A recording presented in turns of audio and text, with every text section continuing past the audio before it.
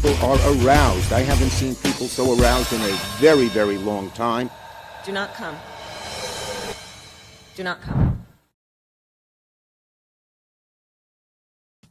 Hello, everybody. Do not come. Do not put us on stage. Hello, everybody. Welcome to the Punch Up Pod with Lila and Pat, our Sunday night shit show. We are in it. We are in the shit. Although I will say, Forza, Spain. We're all Spaniards today. What an exciting game. The good guys won. Okay. I mean, no spoilers, I guess. But it's over. It's over. So yes, no one's watching us if they cared about the game and are saving it to watch. So yes. The good guys won. It was a very exciting Spain. Viva Spain, last 30 minutes. Yeah, that was really fun. I enjoyed it. I certainly needed some sort of win on some level, even though I had nothing to do with Spain's win. But that was very exciting. I don't know. We're having a little bit of technical difficulties right now with Zeynab, who is coming on. So we're going to give her a second to see if she can figure out her camera situation. Zeynab, I see that you wrote us, keep us posted on how you want to proceed. Nothing. Yeah, maybe try leaving and come back, and we'll just like do a cheers while we wait for you.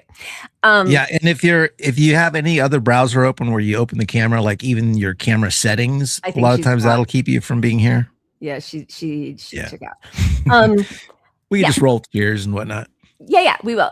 Okay, but first we want to just say hello and welcome and happy Sunday. My apologies ahead of time. I am old. And I was up until 3 after hosting a barbecue and got up at 8 and my whole body hurts like I worked out for seriously barbecuing. Yeah. And it's cleaning the house and preparing for 2 days and like doing all this stuff and cleaning patio furniture. And I'm like, I just keep moaning every time I move. So I'm just feeling old. But I'm sure a few cocktails will get me right through it. So welcome to everybody. We are so happy to see you guys here. And Pat, do you have anything you want to share before we get into our cheers? Just that I'm stoked that the bad guys lost. It's a sign of the times, I think. It's symbolic. Good. Especially after that crazy foul. Like that was a rough. Awful. Another rough offsides. Lots of shadiness favoring Israel as well. I mean, I say Israel, Argentina. But Netanyahu came out before the game and put out a video praising Argentina, saying how much they're his biggest allies. And hey, there you go. Good. The losers are his biggest allies. Did you just bump her? No, she bumped herself. Okay, it looks like the camera's working, but the connection isn't. Okay, so we're gonna move over. Yes, it was really good to see that. Thrilled to see that they got the lost a man who got his second yellow card or whatever. But it was a really rough foul. Anyway, Argentina are good that they lost. Yeah, and Trump and Netanyahu, I hope they feel that to their souls. Yes. And not only the Zionist piece of Argentina, but like they've had a lot of inner team racism against some of their black players, for example. Like they're very racist, never apologized. So fuck them. And they're colonizers. I mean, the country is mostly Germans, and it's not Nazis. It's what do they say about the CIA? Like once you're in the CIA, you're always the CIA. I think kind of have to say that about Nazis also. Thank you, David Hunter. All right, let's get into it. So happy to see everybody here. I will put out my qualifying, caveat before we launch into our episode. This is a little bit of a heavy Mamdani episode. We have a couple clips of his, just letting you all know that we highlight the good and we will always call out the bad, but there are a couple good things. One of which is this summer, he made the parks where there were soccer pitches open all night long, which is amazing because kids need recess and so do adults. I love this. Makes me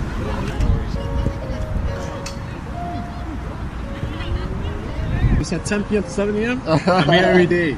Every single night we've been here. It's 12 a.m. on a Wednesday, and look at the fields. It's a blessing and it's a gift really because I have a lot of friends that work really, really late. We come every week.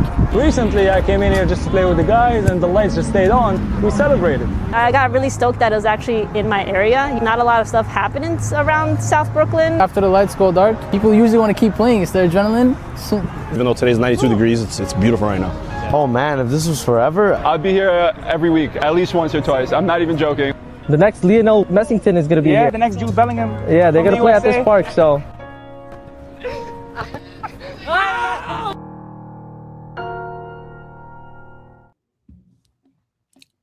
I just love it. I love it. People enjoying their city. We have so little of that in this country. You know, those third places that aren't work or home and that are free. Like, what a wonderful And then just way. Yeah, especially in New York of all places, like there's so little. I mean, there are a lot of parks in New York. Don't get me wrong, but it's so claustrophobic, and here are these big old open fields not being used, and soccer brings people together. And it's kind of in the same way there's pickup basketball games. There's a lot of pickup soccer. Like when I got back into playing soccer as an adult, I would go to the YMCA with a buddy of mine, and we played indoor pickup games. And it's just like a bunch of old hats like us and the young kids, and like everybody's having a good time. It's all peace and love mostly. I love it. I love it. And if you want people to care about their city, then you have to care about your people.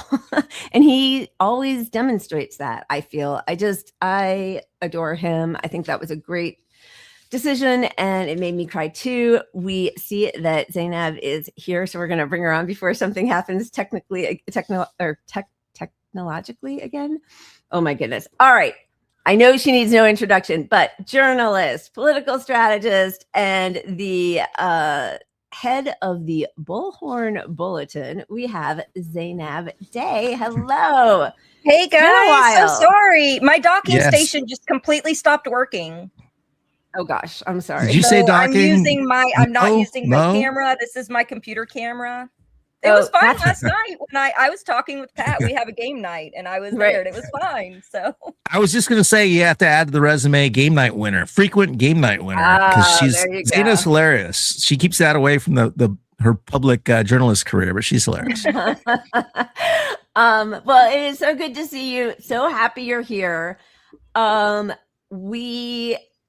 Apparently there's a civil war in the Democratic Party. And we thought you would be a perfect person to tap into what's happening behind the scenes, because I know you've worked with so many of these people. Just to set the stage for in case anybody missed the coordinated attempts, and then we'll, start pummeling you with questions. The word went out, and everyone dutifully responded and went into action that the way they were going to treat, sorry, let me get you over here. There we go. The way they were going to treat anybody who had anything to say about AIPAC was, there it is, noun, verb, AIPAC, as if it's just something that people say because they are anti-Semitic.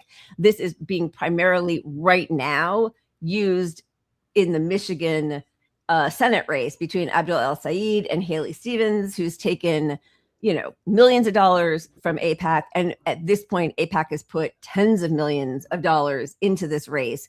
So, it just went on and on. It was Eli Lake quote tweets Ben Rhodes, noun, verb, AIPAC, when Ben Rhodes calls out the fact that AIPAC is using all this money to target Abdul El-Sayed, even though they had also targeted Obama previously, and she is acting as though she has the endorsement from Obama, which she does not. Again, in response to Wajahat Ali, we had this was, here's Joy Reid, who's trying to find her progressive roots, talking about you cannot just vote blue no matter who, when she's talking about what happened in Maine with Plattner, and whoever replaces him can't just be a random Democrat. And then the other part of our show title was the same thing, like mass tweets of, she's really grown on me. She's just really grown on me.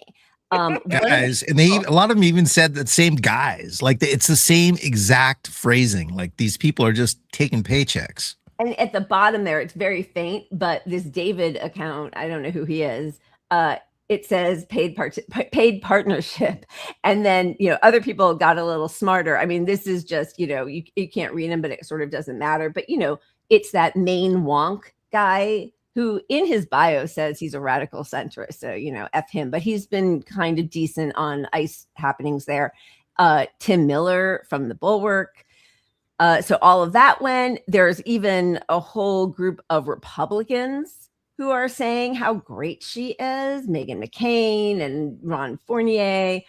She's just, I kind of love her. It's very smart. So clearly there has been a coordinated effort now to get everybody, rally the troops. She's broken through. She's the person, tons of energy for her. Have you ever seen anything quite like it?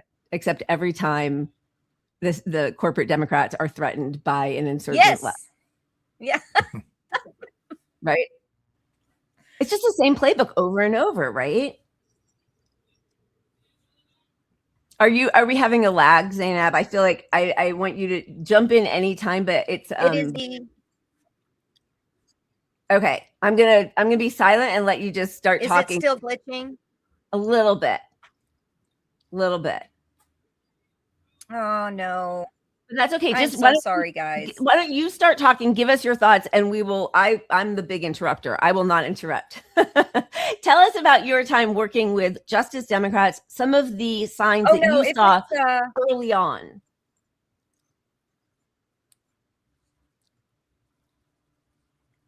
Yeah, there's a couple I think I may be glitching, guys. Am I glitching? Yeah. You've got a 5-second lag. Okay, I'm gonna have to go back out and come back in. All right. Sorry. I've got a video we can show in the meantime. I'm gonna hop back out and come back in. I'm gonna get no worries.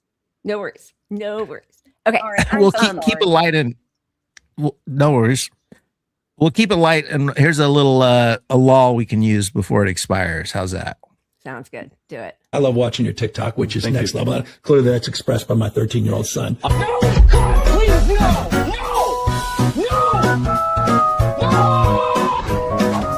$11,000, and they're being resold for up to $2 million a piece. So, like, clearly, it's not you and me going to this game, right? It's just going to be a stadium full of 1%ers, and like. I'm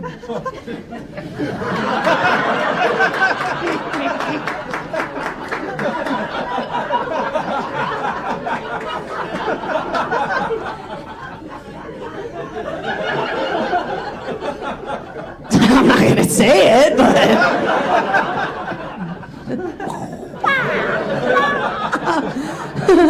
oh no, half the Epstein list is wiped out. I think we should let them play the game and let like the players and the coaches and their families and the workers like leave the stadium. And then I do think we should shut those doors on down and have sort of a billionaire Squid Game. You know what I mean? Just make them do stuff they don't know how to do anymore. Laundry. Waiting in line. Making eye contact with the barista, you know?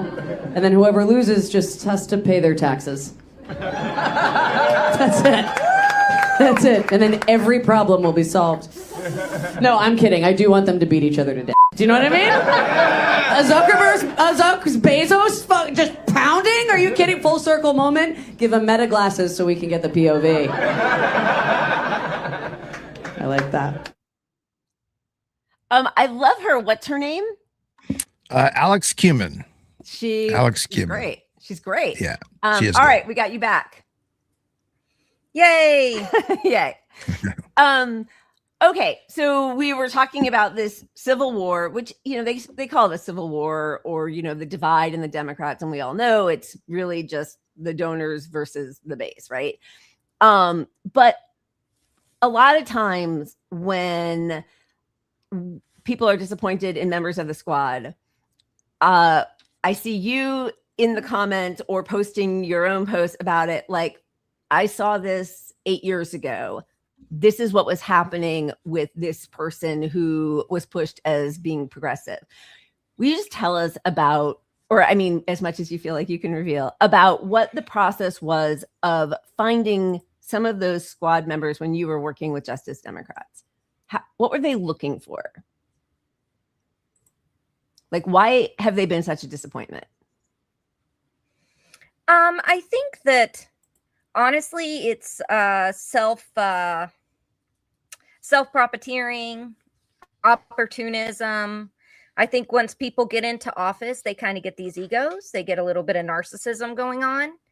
And I think all of that impacts it. But I also think the influence of, they completely usually gut their entire teams that they had that got them elected. And I was really glad to see Mamdani didn't do that. Right. And then they gut their entire teams. They bring all new people in, and those new people push them toward the Democratic Party establishment every single time. Why do they make that choice from your point of view? Is it fear? Are they pressured? Do they believe the thing that you have to tack right once you're there to get along with your new colleagues? What do you feel like their reasoning is to do that?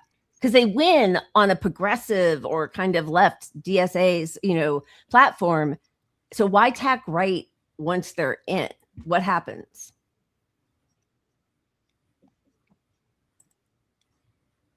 I think it's a combination of things, but I think it's inauthenticity sometimes from the jump. I don't know. I really don't know, Lila. I've been trying to figure that question out for years now. Am I still lagging? Oh, I'm such a pain in the ass today. I'm so sorry. No, it's okay. It's okay. A little bit, but it's okay. It's okay. No, it keeps glitching out on me. I have no idea why StreamYard is giving me such a hard time right now. I'm very upset. I'm sorry. No, I know it happens for us all the time. Is it like, do you feel like you can't continue, or you're okay? We'll deal with the lag for a little bit, right? Or do you want to? Okay, what do you want we'll try. Sometimes it sets itself up and it's fine. I have nothing else running in the background. There's nothing going on. So I'm not sure. Well, you've got a fan here, no matter what. I mean, you have many fans, but you're so pretty and smart. So even with a lag, we are thrilled to have you. So okay, I was just watching, because I hate myself, Pod Save America with Dan Pfeiffer. Why would you do that to yourself, Lila? Well, I mean, these people have no character, no integrity, no consistency. So he's interviewing Amanda Littman, president and co-founder of Run for Something. I think she said 40,000 candidates over the past 10 years. So far, they did not reveal, and I only watched like the first 45 minutes of it, but they didn't reveal how many of her candidates have been successful. But the focus for the first half of it was on the horrible vetting process of Graham Plattner. And she was saying, you can't just be a kingmaker and pluck somebody from obscurity and tell people whom they should vote for. And I was like raging, but then he did say, and then she agreed, but it was like she forgot that she's talking to somebody who's trying to appeal to the left so that come general election time, he can bring them towards the Democrats, right? He's like, whatever you think about Plattner, he spoke to something that Maine voters wanted. It wasn't like the fight agency told Maine voters, you got to vote for this guy. Like, the response to him was authentic, right? Yeah. Yeah. Yeah, I completely agree. And to an extent, I think that there was some manufactured backing of him from the establishment, which makes me a little bit suspicious of him. But I do know I had two main candidates run. All these pundits pretending like he was the first that don't know. We had Betsy Sweet and we had Zach Ringelstein. Zach Ringelstein almost won his election. And when was that? 2018. And he ran on a platform to the left of Plattner. Really? But he wasn't a burly white man with an accent and a Nazi tattoo. So they didn't give him as much attention. Well, and for the Democratic Party to prevent... Betsy Sweet, they completely wrote off altogether. Yeah. Go ahead, Pat. I know. Well, we I really just- are like red light, go. Okay. Yeah. It's just ironic that you got the Democrats telling us on the left that we're not vetting our candidates well enough. Meanwhile, they pushed in California, a known fucking sexual assault guy that everybody knew. Adam, the whole Congress knew Eric Swalwell. Eric Swalwell. They all knew he was like that. Everybody covered up Biden. They knew he was untenable, and he ended up our last choice.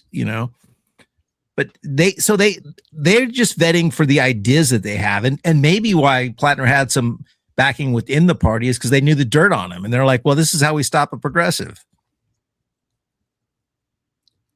That's what I think, honestly, a little bit, not to put a tinfoil hat on, but I sometimes think that maybe the party pushed him so much because they were looking for a certain icon.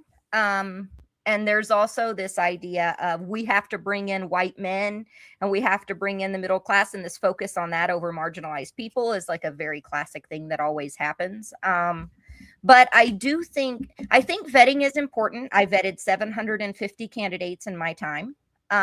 We endorsed, and many of them we recruited to run. So we took nominations when I was at Brand New Congress from the community that these people were in. We didn't take self-nominations, and we cold called people. We looked at their backgrounds. We talked to their community members. And then we had months of conversation in the nomination process before we ever endorsed. And we did background checks, and we checked their social media, and we really grilled for authenticity. What do you really believe in? Because at the end of the day, people are going to vote what they believe sometimes more. That authenticity is critical on the left. I know Emma Vigeland was arguing, I don't care if they're a secret closeted Nazi as long as they vote the way that I want them to. Yeah, no. But at the end of the day, a secret closeted Nazi likely isn't going to vote the way that you want them to. So what they believe in, we can't see inside people's minds. But there are ways to conduct interviews, and there are ways to go forward in the nomination process. And when there's 365 million people in this country, and most people support our platforms, surely to God, we can find people to run that aren't this problematic. That's my thing. We can find people. Yes. It's just okay, he had help from the Democratic Party. He had their platforms, which our candidates weren't able to get, like their tools and stuff our candidates were not able to get. He had money from the PACs, which our candidates were blocked out from getting because of their refusal to support AIPAC. This is back in 2018, 2020, and 2022. For some reason, he had all of this, but his platform also supported expanding the military and increasing recruitment and only ending wars of like certain types of wars. Right. So at the end of the day, I'm very appreciative that the word about being anti-genocide is now popular and it's out in the zeitgeist, but I worry that we're going to be in the same exact position that we were in 2020 when every single Democratic candidate was picking up Medicare for all who wanted, and Medicare, and pushing that. I'm so nervous. I want people to run on this platform. I want it to be normalized. I'm also very nervous that we're going to fall into the same traps we keep falling into over and over again. And that's one reason I was kind of worried about Graham Plattner. Okay, I have a question, because obviously, if the allegations against him and sexual assaults are true, and I happen to believe them, but I also don't know that I love that a person can be tried and convicted in the court of opinion so quickly, especially given the timing and the way we know that Democratic operatives work and all that kind of stuff.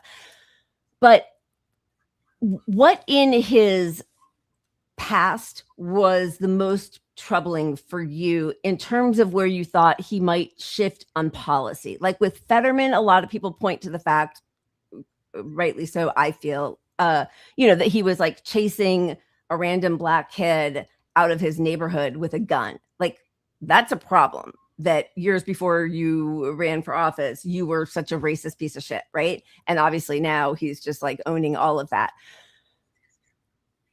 What would have been the telltale signs in his social media posts?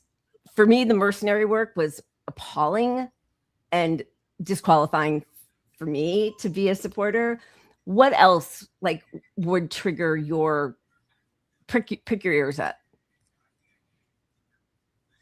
There were a few things. The mercenary work, 100%, period. No, you were basically the IDF. I'm sorry, you were the IDF, okay? Yeah. You were the American version of the IDF, and I'm not going to vote for a former ICE agent. I'm not going to vote for somebody that was the IDF, ever. So that was disqualifying to me. And the fact that we separate sort of what Israel does from what the U.S. does is already problematic. Right. It's the same team. It's the same system. It's the same. But he did an interview in The Atlantic where he talked about his work at Abu Ghraib. And this was back in September of last year. And he talked about it being like a video game and compared it to Call of Duty and talked about how exciting it was. That was a huge red flag for me. Yeah. That's very dehumanizing as someone who's like half Iranian and someone who's, if it should be for all of us. Yeah. But, you know, as someone who has their family impacted by the U.S. military war machine, it's very different to me. I can't separate those things. Right. He might as well say that he enjoys shooting people in the street and taking them out of their homes. That he worked as an ICE agent and he loved rounding up migrants because it was like a game to him and it was exciting. To me, that language is there's no difference. Yeah. There's no difference. And then after all of that, he voluntarily signed up and went back. And this guy's from privilege. He is not from poverty. He's not military as the draft kind of. Yeah. So I've supported 6 veterans in the past, 6 different races that were veterans, all anti-war, all anti-AIPAC. And none of them spoke like this. None of them even spoke proudly of their quote unquote service. They didn't even call it service. So this was a very different. It was the dehumanization again. Yeah. What is willing to be overlooked again? And I said, in 10 years, what's going to happen? Are we going to run an ICE agent and say, well, they were just doing their job? What's next? And so for me, I really think there has to be red lines. There has to be a bar. I think we really have to keep our radar up harder than before because the Democratic Party knows what's popular, right? So they're all going to run on Bernie's platform from 2016 at this point. And you got to be able to see through, like, that's why Israel's so telling. It's such a clear litmus test. But like, they're all allowed now to run against AIPAC and run against Netanyahu, but not the actual project that the whole country supports and that the whole Democratic Party supports. So we have to look through all that bullshit. And when there are red flags like the military, that's as big as it gets in this situation to me. And again, not just the military, because obviously, like, we've had Matt Ho on, and the way he speaks about the military service is like the way, you know, but yeah, Blackwater, like going back, 3 times with Blackwater, mercenary, and recently, right? Which is why, you know, from the beginning, we said, like, we love the words he's saying out loud about the populist policies, but like, we were not. That to me, it is dehumanizing. And it means that like whatever arc he maybe had has been so quick. And then also, as you said, that he talked about his time years before in Abu Ghraib as if it were something pleasurable. Like that's not somebody who's reconstituted himself and done some deep introspection, right? So you're Oh, no, go ahead. Go ahead, please. No, go ahead.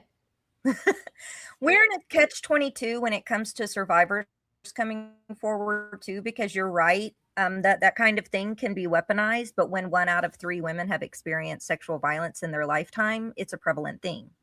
Yeah. So to act like it's not normal or that men in power won't do this or that this doesn't happen, and it happens to all genders, but my point is that it does happen more frequently to women.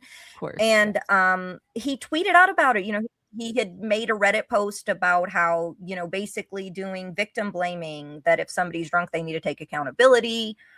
So there were red flags there and there were signs. And I do think that like you said, a trial by fire isn't something that I want to see. I didn't even want that for the person who harmed me. But at the same time, it's not equivalent when it comes to the fact that this type of violence is so prevalent, pervasive, and I call it an endemic. So, I mean, it's endemic, and there's a nature to it to where only 2% of cases are ever persecuted or prosecuted. Yep. Only 10% that are reported ever make it to court. And out of the ones that are reported, 60% are never reported or more. Yeah. 60% is about the number that we've got that aren't reported. So only 30 to 40% are ever reported to the police. So there's all of these factors that come into play. And so that's why it's so hard when we say believe all women. It doesn't mean believe all women literally, kind of like, abolish the police doesn't mean that there's not going to be any kind of law enforcement. Right. Or abolish ICE doesn't mean that there's not going to be some kind of immigration system. Right. It means that right now with the system that we have, people are not believed about sexual violence. So then we have to turn around and, address that somehow. But I do agree that it's very hypocritical of people like Anira Tandon who would support the Clintons or support Biden. Right.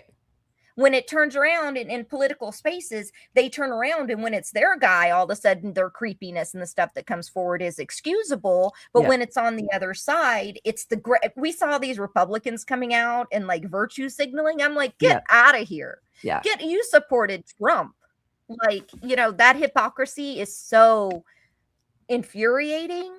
But at the same time, I feel like we can't allow ourselves to go into a place where all of a sudden, we go the other way when it comes to supporting where we survivors excuse it. or like, and every case is different. I completely agree and understand that. But I am biased. I am a survivor. I went through a public thing, so I am biased on believing women. I will say that up front. That's why I don't report on it myself very often, because I lean that way because of what I went through. I was on the other side of the person that came out. I know what that feels like very, very personally. So, and it's not fun. It's really horrible. Well, one thing I thought was interesting, what's happened to you, and we don't have to get into, it if you don't want to, but like there was a concerted effort to sort of try to destroy you and your reputation. It was mean and it was gross. It's also what the Nero Tandons of the world did to Tara Reid. It's what the Nero Tandons of the world did to Juanita Broderick. And I can't remember her name now, but one of the other people, who was it with Clinton? The other woman, when he was the governor of Arkansas, I can't remember, but he had like federal state troopers bring her to a motel room. I can't remember her name right now, but they ended up viciously attacking the women who came forward. I will say it was interesting, and as much as like I really question Lindsay Fifield, and but nobody did that with Rasco. Paula Jones, thank you. Oh, Pat wrote it. Pat's right. Damn it. Tony's like very sad that Pat got something right here before you two. But what's happened now is the corporate Democrats, instead of trashing the victim, they are trashing the left, which to me feels once again as if corporate Democrats are helping. We are seeing this National Safety Presidential Memorandum, NSPM 7, where they are prescribing all of us on the left as terrorists. And what the Democratic establishment is doing by talking about DSA and we don't want you in our party and you're a radical leftist and the horseshoe theory, and if you're a supporter of Palestine, you're supporting terror. There's a part of me that is concerned that they're gonna like come after these DSA candidates who won the primary before the general and like put them in jail so that and like prevent them from even being part of the election. I don't know, like, but the Democratic establishment is helping the fascists, as they always do, move towards getting rid of all of us on the left. I'm going to be honest with you. This sounds a little crazy, but I had a candidate whose office was burned down after she refused AIPAC money. I had another candidate whose car was shot up. She ended up getting elected, but her car was shot up. 2 of my candidates were involved in a hit and run after they won their primary. I can't say what caused it 100%, but what is the likelihood of all of that happening to my people all at the same time? It made no sense, and it was scary. And they received like death threats on the regular, because of refusing AIPAC funds. Like, this game is old, and the Democrats will throw anything at these candidates. Zach Ringelstein when he ran in Maine, they said that he had to pay up $250,000 into the pot that they have for all their candidates, their PACs that they require candidates to pay into, or they wouldn't put him on the materials. So when they sent out the materials for the general election, they put NA in the place of where the Senate seat was. So instead of beating a Republican, they would rather act like Zach Ringelstein wasn't even on the ticket. And he was polling at like 60%. Wow. So people thought he dropped out of the race. Yeah. This all goes back to like the Hillary Victory Fund to me. Yeah. Like that's where they started forcing allegiance, to the party preferred people. And they took the money from progressive candidates and were able to leverage it. So you had to support Hillary to get some of the Democratic money, basically. Yeah. Yeah. And then you get somebody like AOC who just hands her money over anyway to right-wing Democrats, which is so crazy. Speaking of, I don't know, she signed an oath not to do that. To give money to the corporate Democrats. Are you saying she signed an oath promising not to do that? Wow. So she takes the one where she doesn't support primary challenges from the insurgent left. That one she's going to stick by. But the one where she's not supposed to give her money to the fascist Democrats, that one she's going to blow away. Interesting. Well, I don't know if you saw this, but this is concerning. This is a letter that was written to Max Blumenthal. And it says, hey, fucking capo, I'm sorry, you are moving up on the list. You are fucked. The committee. And the return address is the Rashida Tlaib's office. Yeah. Let me see if I can get his explanation in here. But listen, there's a reason that we all are conspiracy theorists this day, because those conspiracies actually happen. There is a conspiracy. AIPAC is ruthless, and so is corporate, the people who get money from the same people that the right-wing Republicans get money from, right? Several days ago, I received a threatening letter informing me that I am moving up on the list and that I am fucked. The letter calls me a capo, indicating its authorship by a Zionist fanatic, possibly affiliated with an outfit like JDL Brotherhood 613 or from Beitar dead enders who advocate violence against perceived enemies of Israel. I opened this letter as Israel-backed Trump admin allies like Laura Loomer portrayed me as a national security threat and demanded my persecution for reporting from Iran, and as the Trump administration harassed me, illegally seizing my phones. I'm not the only person to have received these letters. Howard Heath, a state representative in New Hampshire who's campaigning for Congress on a pledge to cut off military aid to Israel, also reported receiving a letter from the same "Your Dead Meat" is the return address. The return address applied to the letter is the field office of Representative Rashida Tlaib, the only Palestinian member of Congress. To me, this indicates that she and her staff could also be targets of whichever malicious individual or group sent the letter. I filed a report with local police to inform the U.S. Postal Service of this. But, that is terrifying. There's a reason that, it does make me wonder sometimes, why AOC was crying on the floor after she got her talking to from Pelosi. Are we lagging? I think so. A little bit. Sorry. Sorry. Okay.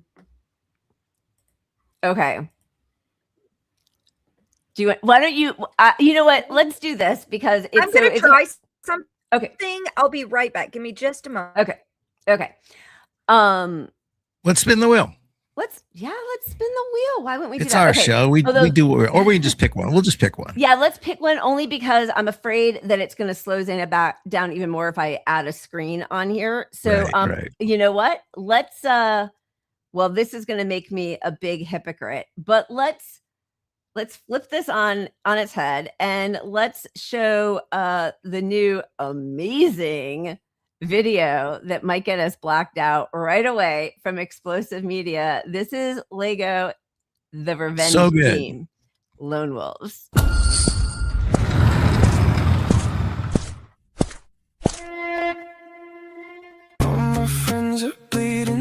take it slow. Wait for them to ask you who you know. Please don't make a sudden move or show. You don't know how deep the bruises go. Go, go, go, go, go, go, go. All my friends are bleeding, take it slow. Just you wait. Talk is cheap in action show. One of us will rise and strike the blow. Payback for the scars we gotta show. Welcome to the room of people who have left the trash that you loved one day locked away. Just because you wiped our names off the books doesn't mean our shadow fade from your place. You'll never know the lock survivor sitting next to you. You'll never know the grinding soldier sitting next to you. You'll think, how did I get here standing with the crew? But now you're in the squad, so don't miss the cue. All my friends are bleeding, take it slow. Just you wait. Talk is cheap in action show. One of us will rise and strike the blow. Payback for the scars we gotta show.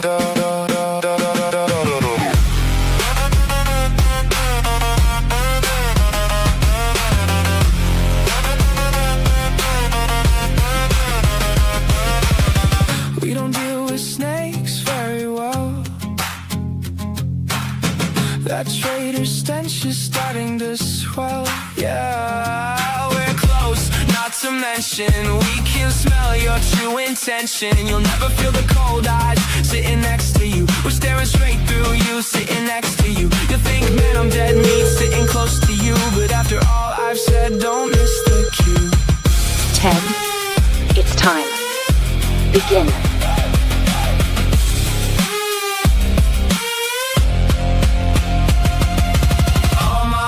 Are bleeding, take it slow. Just you wait. Talk is cheap and action show. One of us will rise and strike the blow. Payback for the scars we gotta show.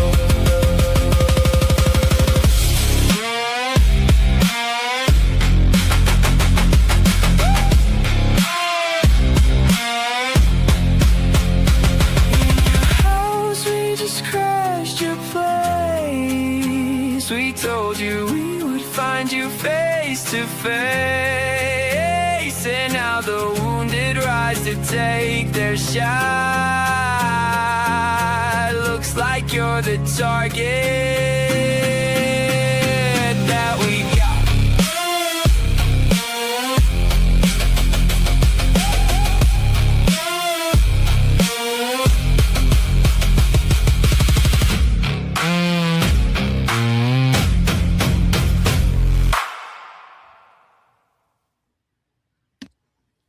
I guess we know what KT stands for. We weren't sure last week. We were like, because they did that when Lindsey Graham died. There was another one, and KT were like, maybe they think that's Kentucky, and they just got the state abbreviation wrong. But nope, now we know for sure it's K Trump. Yeah. So Zeynab, if you were afraid or curious, you're now on the list for sure because you were on our show with the KT. Like I'm not flying anywhere. I mean, can I get on a train? Hopefully a train still takes me. Oh, and as Stephen mentioned in the chat, Max Blumenthal's phones were also taken away when I think he was returning from Iran because he went and reported there. And now I don't know if they've been given back, but like toss those phones. Like they are severely compromised. So like we know we're playing with people who have no problem killing babies, killing innocent civilians, killing children, hospitals, schools. These people are evil. So, but what do you think about that Lego video?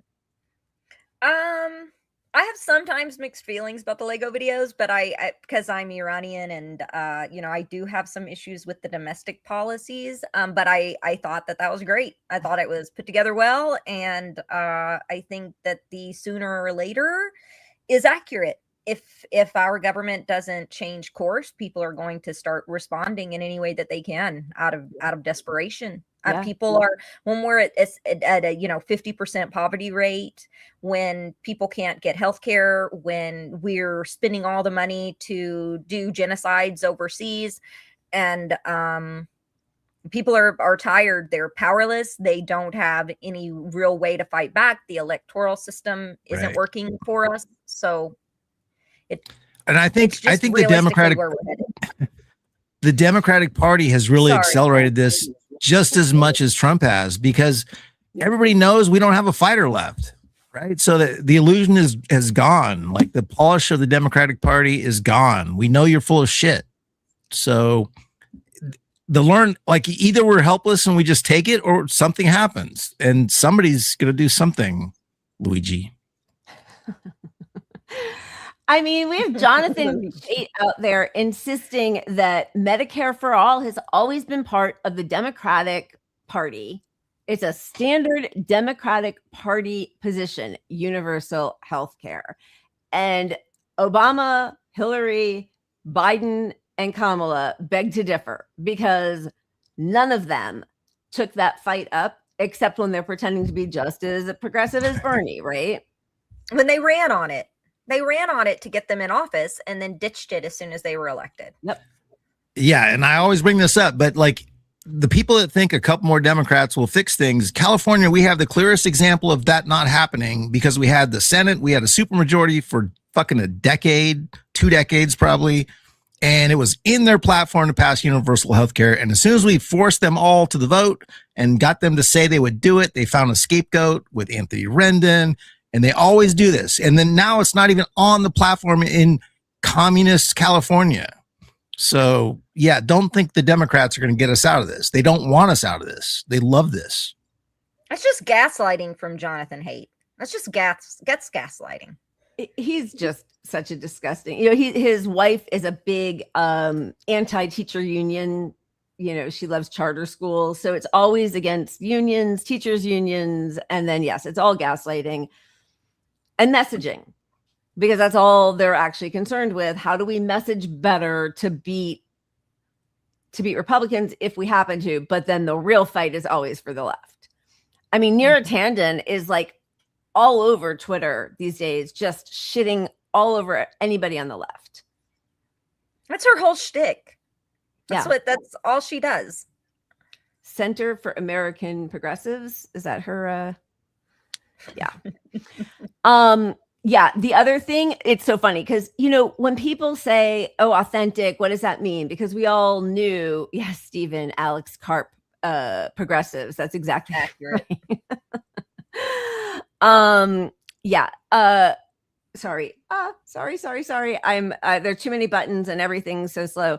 The authenticity thing that we all talked about with Hillary, because we know she's a liar, not a progressive. They had slave labor, basically prison labor, when they were in Arkansas. She's racist as hell, so disgusting to Bernie, pretended that like wanting healthcare the way every other country has some form of, universal or single payer healthcare, was like a magical pony, all that kind of stuff. And so people talked about like, well, she's not authentic.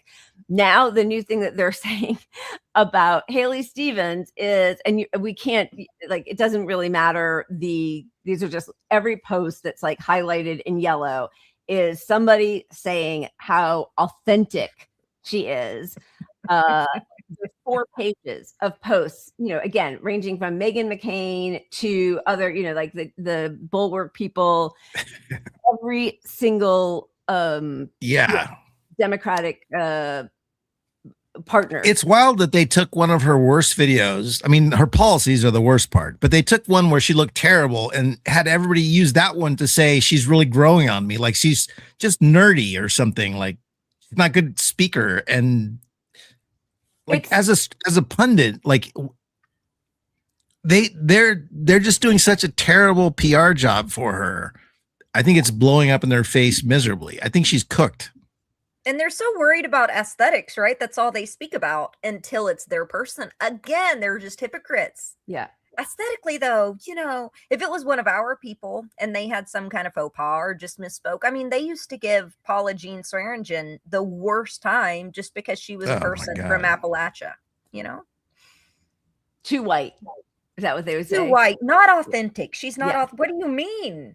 Like she literally lives in a trailer right now. She's a coal miner's daughter. Yeah. She's been fighting for clean water for 20 years. What do you mean not authentic? How much more authentic do you want to get? Well, let me show you, because this is what they like a lot. I am going to be working on our behalf. I am going to be telling the stories on our behalf. And you better believe I'm going to be doing it with a little bit of joy, a little bit of enthusiasm, a little bit of energy, and a little bit of stick it to them. Because that's the Michigan way.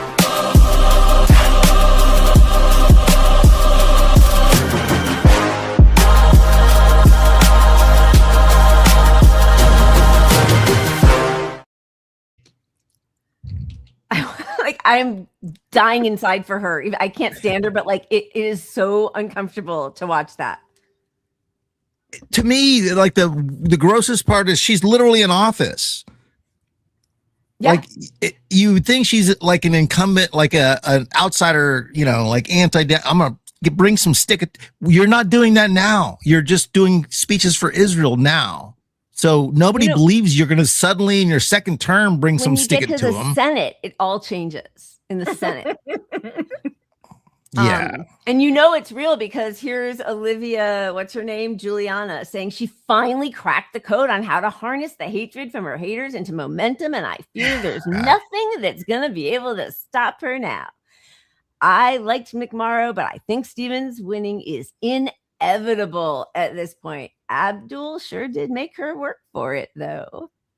You know who this reminds me of, guys? Remember Amy McGrath? Yeah. Oh, yeah. And do you know that Charles Booker finally beat her in the primary? But yeah, they ran her over and over again.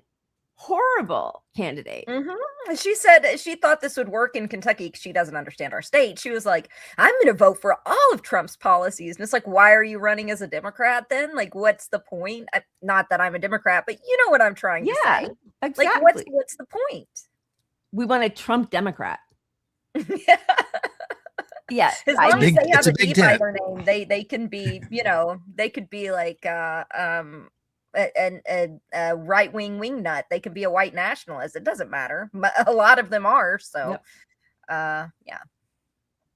Well, what because we'll wind down in a minute. But what are your takeaways with what do you think is going to happen in Maine versus Susan Collins, and what do you think is going to happen in Michigan? She's running against Abdul Saeed, right? Yes. I think he's got a good shot. I think that he has some momentum behind him. And I think that they're having to try to sell her authenticity because he is actually authentic. Yeah. I think he's a little bit too establishment for me, but I think that he has a chance. You know what I mean? And I think that that's why they're getting behind Haley Stevens so heavily. Not only is it the AIPAC money, but they're trying to sell her as authentic because he's authentic. Because the way that I kind of take what's really happening in the polling that they get is how they react to things. So this tells me that they probably heard that Abdul Saeed is authentic. So they're trying to sell her as that. Yeah. I have no idea in Maine. I know that they've screwed over several of my candidates there. They screwed over 2 of my Senate races. Betsy Sweet in 2020 ran the exact same race against Susan Collins. Is she still and is she done? She's doing climate change activism, and she's like organizing against ICE, and she's doing like a lot of local organizing. Right, She was amazing, though. I loved her. So honestly, more important stuff. Yeah. Probably. I mean, truly, at this point. Yeah. Stuff that she says in her own words can affect immediate change. So, I mean, that is, and we need that. So kudos to her and thank her for her work, man. Yeah, I'm gonna check her out because we really do need that. You know, we had Shama Sawant on last week, and she's so inspiring because she's not about like we have to wait for just one more Democrat. You know, you use the movement that you've built and you keep pushing forward with those people. With the outside, like she was one socialist in a sea of Democrats on the city council in Seattle and got a lot done. That is inspiring, but apart from somebody like that, it is the activists on the ground, organizers and activists. Yeah. And that's even who wins races. I mean, look at Mamdani. If he wouldn't have won, if he didn't have 40,000, people like to point to his videos. They like to point to his messaging. That was part of it. The biggest part of it, though, looking into his race, were the 40,000 people he had knocking doors for him and the cold calling that they did. They actually talked to voters en masse. Yep. Yeah. And Stephen's authentic campaign probably has 100 people total that are volunteering that aren't Democratic operatives. So she's cooked. She is cooked. I'm calling it. I mean, I hope so.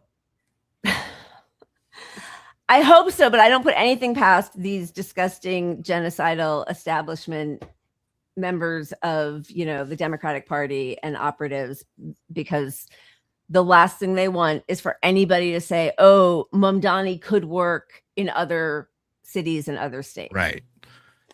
And to me, I think that's more important than him winning. It's more to me, it's a barometer of where the public is with the Democratic Party. Yeah. And if they pull off a victory against him, it's sort of a victory against progressives, even if he's not progressive at the end of the day, So it's telling to me that people are reading through the bullshit of the Democrats. Yeah. And I think we've been on this trajectory for a good while. It didn't start with Mamdani. I always say that because one of the things about Graham Plattner is they were trying to make him the bellwether of the movement, some of the pundits were. And then when I even heard the podcast bros, the what are they called? The Pod Save America or Pod Save America guys, the way that they were boosting him up, this is what America needs, And I was like, that's interesting because I do agree with a lot of his platform. Some I question, but there's a lot that I agreed with. But it was interesting who they pick out as the bellwethers and ignoring the fact that we've been fighting this fight. Some people have been fighting it for decades, but I know some of us have been fighting it for, 10, 15 years, this modern iteration of it. Brand New Congress ran more than 100 candidates, right? We've had people, the Green Party have been running candidates and doing what they've been trying to do.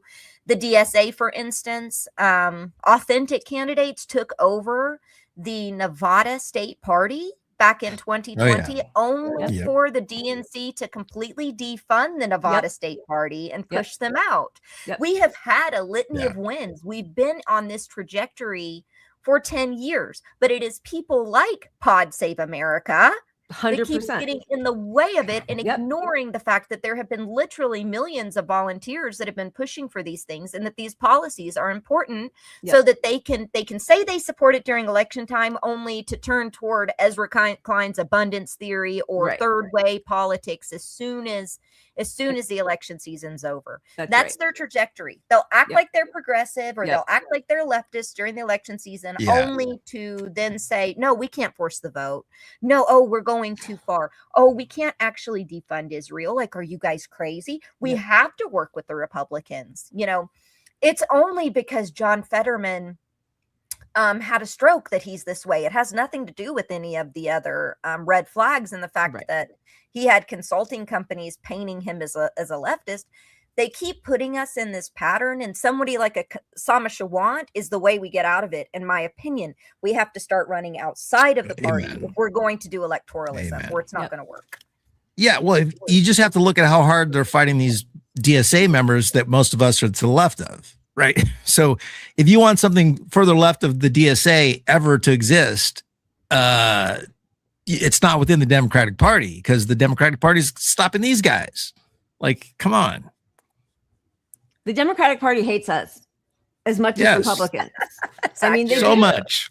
It's very clear. And especially as you have fascists in power talking about locking us up and that we are the enemies of civilization, and Democrats in Congress will still get on, CNN and talk about the radical left, working with terrorists or supporting terrorists. Like, they are all working in concert, and we will all wind up on a list. How many of these DSA and squad members signed the we'll never be a socialist country kind of pledge? That bullshit, right? They're all like, so they're against the DSA. That's the squad against the DSA too, like. And can I be honest with you guys about something? Please, yeah. I feel like I feel like the Democrats push toward this moderate, white, upper middle class suburban voter, acting like that's so prevalent in our society and that's who they have to market toward and all of that, because that's who they are. They're the comfortable class. They're the wealthy class, but I think there is an underlying fear. And there was another discussion today that kind of made me think about this even more, but I've had it on my mind for a while. There's this underlying fear that things are going to break out and that there is going to be some kind of uprising that people are afraid of or legitimately afraid of. But the reality is, unless there is political change, unless people's fundamental life changes, unless those in poverty and those that are marginalized and those that have their boots on their neck constantly are somehow brought justice, somehow brought some comforts, are allowed to have health care and the things that we need, we're going to see that turn. We are already seeing it for a reason. And it's because we're not comfortable enough to be that afraid, because people around us are literally dying and we're watching people die overseas. In Kentucky, the life expectancy here is 20 years lower than it is the rest of the country. Our people die in their 60s. Everyone, almost. And we're tired of that. Or they die in their 30s and 40s. Yeah. And the fact that the Democratic Party doesn't even pretend to really be the ally that the public is demanding. Like, they could just fake represent that stuff now. You know what I mean? Like, they can't even fake it enough. The divide is, should we fake it in the party? Like, it's not, should we deliver? It should we even pretend to care about this stuff? Should we care what the public thinks about Israel? Should we care that they want healthcare? Should we care about raising the minimum wage? Like, they don't even pretend to. And so the illusion is gone with most of the public at this point. Yeah. And Ryan Grimm does great reporting at Drop Site News and regarding Israel. Right. I appreciate that. I appreciate the work that they do deeply. But I heard an interview with him about 3 or 4 weeks ago surrounding Graham Plattner, but I think he was speaking more broadly as well about, the disaffected white working man, basically, white racism impacting these people, and we're having to bring them back under the umbrella, and how, racism's almost, the way that he couched it was that it was almost a mythology now. He likened it to the gay revolution in America, where, people met their gay neighbor when people started coming out of the closet, and then all of a sudden, that solved homophobia, as if that's even a thing, as if homophobia is solved. To me, that was so wild of a focus to him. Like, why is that your focus, dude? Yeah. Like, ICE is rounding up migrants in the street. They dropped that guy off. I'm so sorry to be disrespectful and not be able to remember his name right now, but a man was dropped off just in the middle of the street who was nearly blind. Yes, we covered that. I forget his name as well, but yeah. Yes. And that was a pattern, especially that week. They did it to a man and he died. They did it to a young boy who worked at Target, took him. He said, I'm a U.S. citizen. They took him, then they dropped him off far away. He was all beaten and bloody. Like, 2 shootings last week, 2 shootings. Yep. And we have literal concentration camps being ran by corporations that are making billions off of our government. We have a concentration camp that the United States government has helped funding in Gaza. And, the new Gaza City or whatever, that's going to be basically Palestinians are going to be forced into a type of slave labor. Yep. What are we talking about here? Why is he, you're covering this every day, and you're going to talk about how, white men are we got to really, that's got to be our focus. We got to stop alienating white men. Well, I'm sorry if our suffering alienates you as Exactly. a person. That's a you problem. That's not an us problem. Yeah. Yeah. How do you need to be made to feel more comfortable than you already do? Like, I mean, it's the same thing I say to Jews in the United States. Like, we have it better now historically than ever. Like, the least of the problems is that you feel like a little hurt feelings because somebody hates a genocidal country. What in the hell are we talking about? But also, we're in peak fascism, right? So to not acknowledge that the public is on his side if he represents these views. And as a white man, I've never felt more threatened in my life because of my political views. So, like, what about that white man that you want to support the public opinion, which is this is fascism and this needs to stop? Like, why is he doing that? Why did he sort of try to soften Ro Khanna wrecking his interview on that Israel thing? Like, what, Yeah. I have some issues with him, but I do agree he's But it's like he think he's co-opted honest, but- the whole talking point that came out after Kamala lost because they didn't want to talk about Gaza. So it was, well, we didn't have Forced the about white, but though we didn't have, the podcast. We need a Joe Rogan on the left, which, by the way, whatever you think of him, he was all in for Bernie in 2020 when the Democrats decided they hated Bernie for going on him and said that he was a big racist for going on to Joe Rogan. But like to act like that was the issue, that's what Gavin Newsom did. And then welcomed Charlie Kirk onto his first podcast, right? So like, why are we talking about, I'm sure there are people there, white men are feeling because of the economic despair that is now just permeated through our whole nation. They are feeling what marginalized communities have been made to feel for centuries. True. So, but like, that's an economic problem. It's not like targeting because you're white. And the way to fix that isn't by kowtowing to white men to make them feel somehow better and welcomed in and to ignore all the rest of the people who've been suffering all along. It's just a really strange way of framing it that is completely, it's either dishonest or stupid as hell because it's not true. Yeah. Anyway. I think it's a function of like hanging out with Zagar so much or whatever. Sagar. Like, I think Sagar, like I think there's a possibility. No, it is sort of the same argument for like not being in the Democratic Party because eventually you're going to go to your coworker and like some of that's going to bleed off on you. Yeah. I think there's a chance. Can I just say in California, I wear this hat all the time. Immigrants make America great. And I look very fucking MAGA-ish right now, especially, but I get so many people once they get up and read it, they're like, oh my God, I love your hat. Like everywhere, every cashier, every working class person I ever encounter is like, we're with you on this, So yeah. These guys don't soften your messages. Do not, and don't like give any validity to the Democratic establishment's lie of a message about, because then they turned right around and they're like scanning crowds and saying, oh, wow, look at all the people who are supporting, Daria Lisa Chevalier. It's so white. The crowd's so white. The people supporting Abdul El Sayed, so white, so they're going to try and make these candidates who aren't white just because of the people who are supporting him. It's just all so dishonest and sick. They're evil. Right. Evil. And they celebrated that Graham Plattner's supporters were mostly white. So it's hypocritical. Yeah. Honestly, it's the strategy. Because it is so dishonest and you're like going around in circles trying to have a true discussion with people who have no integrity and no soul. And so their strategy is to be time and energy vampires, and we should not engage with those liars. Zeynab, we have had you way 100%. longer than we said we were going to. Thank you so much for coming on. We adore you. Where can people find you, and tell us what you are doing now? Any new articles coming on or anything we should be looking for?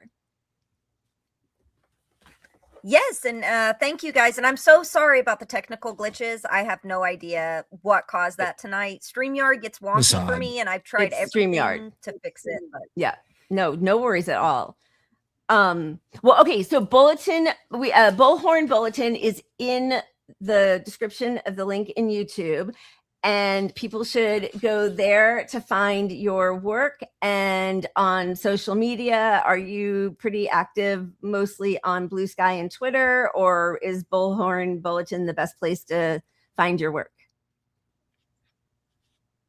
Substack, Twitter is great to find the work. Also, I do have 2 articles coming out. I waited a little bit on my response for Graham Plattner, but I am writing an article about it, but it's sort of where we go from here and kind of the lessons learned and the pitfalls to watch out for when it comes to, I guess, how to grow beyond a movement and not latching a movement around a single person as a hero. Yep. I use a lot of, I use Dune in my, I use Dune in my story to sort of couch around why that's a problem. But I also have another one coming out about my time in TikTok debating Zionist for 2 years. So, and what that community is like and lessons learned there. So I'm interested. That will be really interesting. Other people that I worked with. So. Well, that's amazing. It was so great to have you on. We adore you. You are clearly a Pup Family fave. So thank you for coming on with us. I'm so sorry, guys. Oh, right. No worries. We love you. We love you, Zeynab. Thanks for having me, guys. Anytime. See you Come soon. back on. Anytime. Bye. I feel so bad. I know how frustrating that is. But she is amazing, and I can't wait to read her article. But on the whole Plattner situation, because I'm very curious about her debates too, because she goes into the lion's den with these right-wing radical people, yes, and just jumps in, and it's always been amazing to just hear snippets of it. Like it's really interesting. It is, and also she has so much more patience than I do dealing with the disingenuous, dishonest, and truly vicious Democrats and Zionists and then right wing. And it is important, as much as I say, I don't even want to deal with those people. It is important for them to have pushback, so. Yeah, it's doing the work I don't want to do, but somebody should. So much. Somebody should. They're so despicable. Yes. Of course, we adore you, and I'm sorry. It is so frustrating when that happens, but thank you for coming on. All right, we are going to spin. All of a sudden, my screen got really small. I'm going to see if I can fix that also, because that's really annoying for me. I know you guys probably can't tell that that's what's happening, but it drives me crazy. Okay, let me get to this, and spin is time.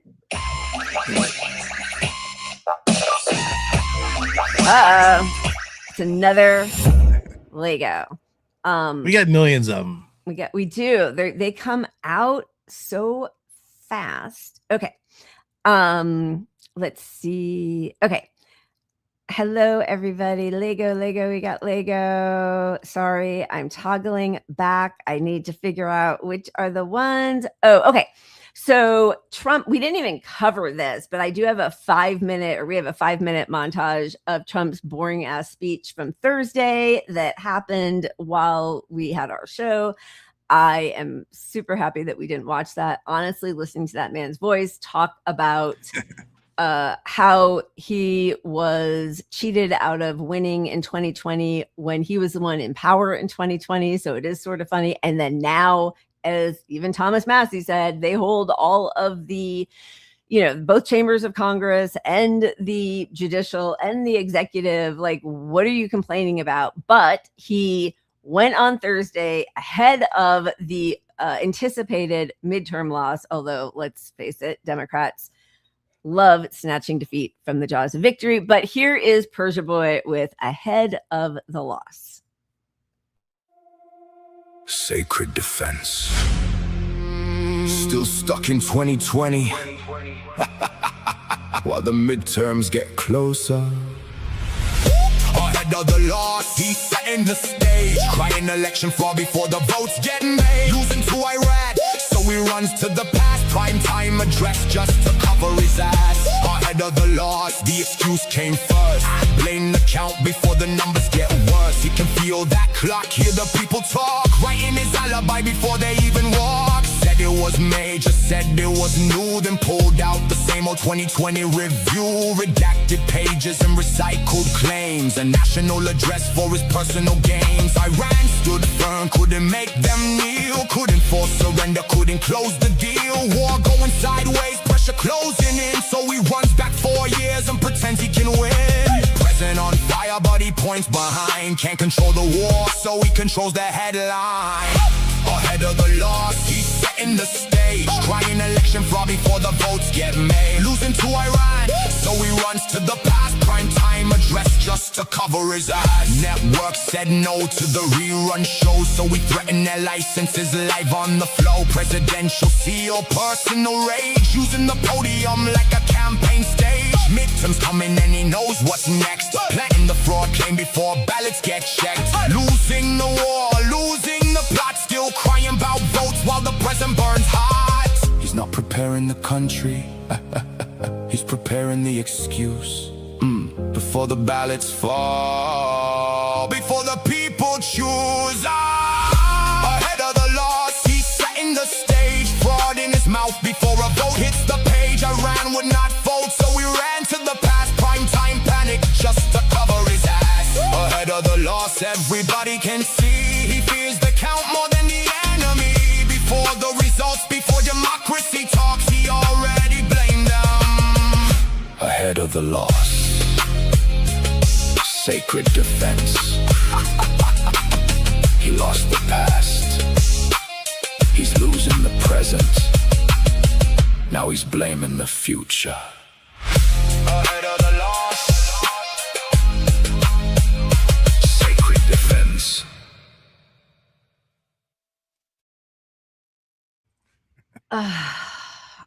It's also wild to me because, like, Trump doesn't care about losing in the midterms even. I mean, a little bit because he could get prosecuted somehow. Right. Could get impeached if they really blow it and lose both houses. But then he just has to buy a couple Democrats off via, the AI tech bros will probably do it.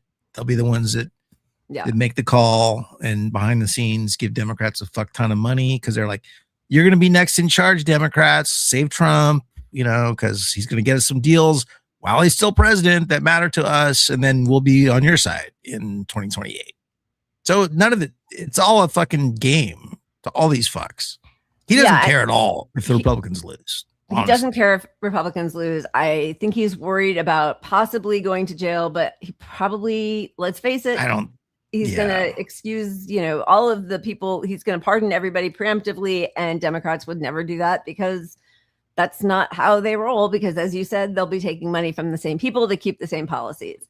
It is just, I don't know, like watching him in that it went on for like 20 minutes. He has no energy.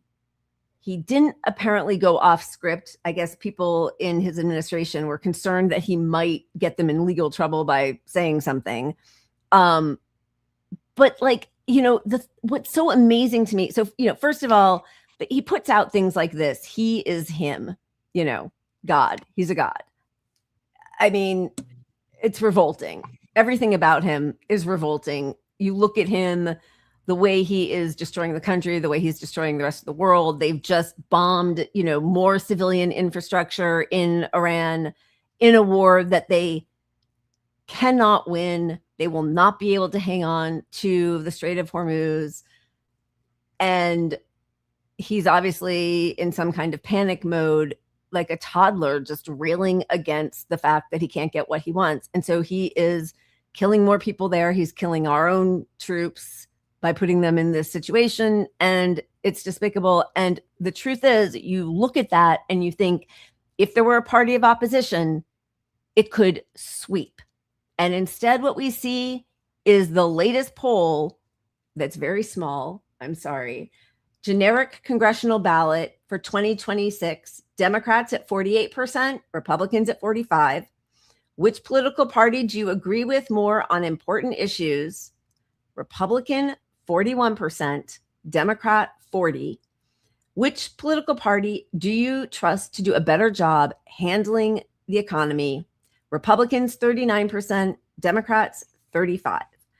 That is disgusting. Even Neera Tanden's coming in saying everyone assuming a landslide in November should just probably rethink that, because she and her cohort have done everything possible to make Democrats just like Republicans.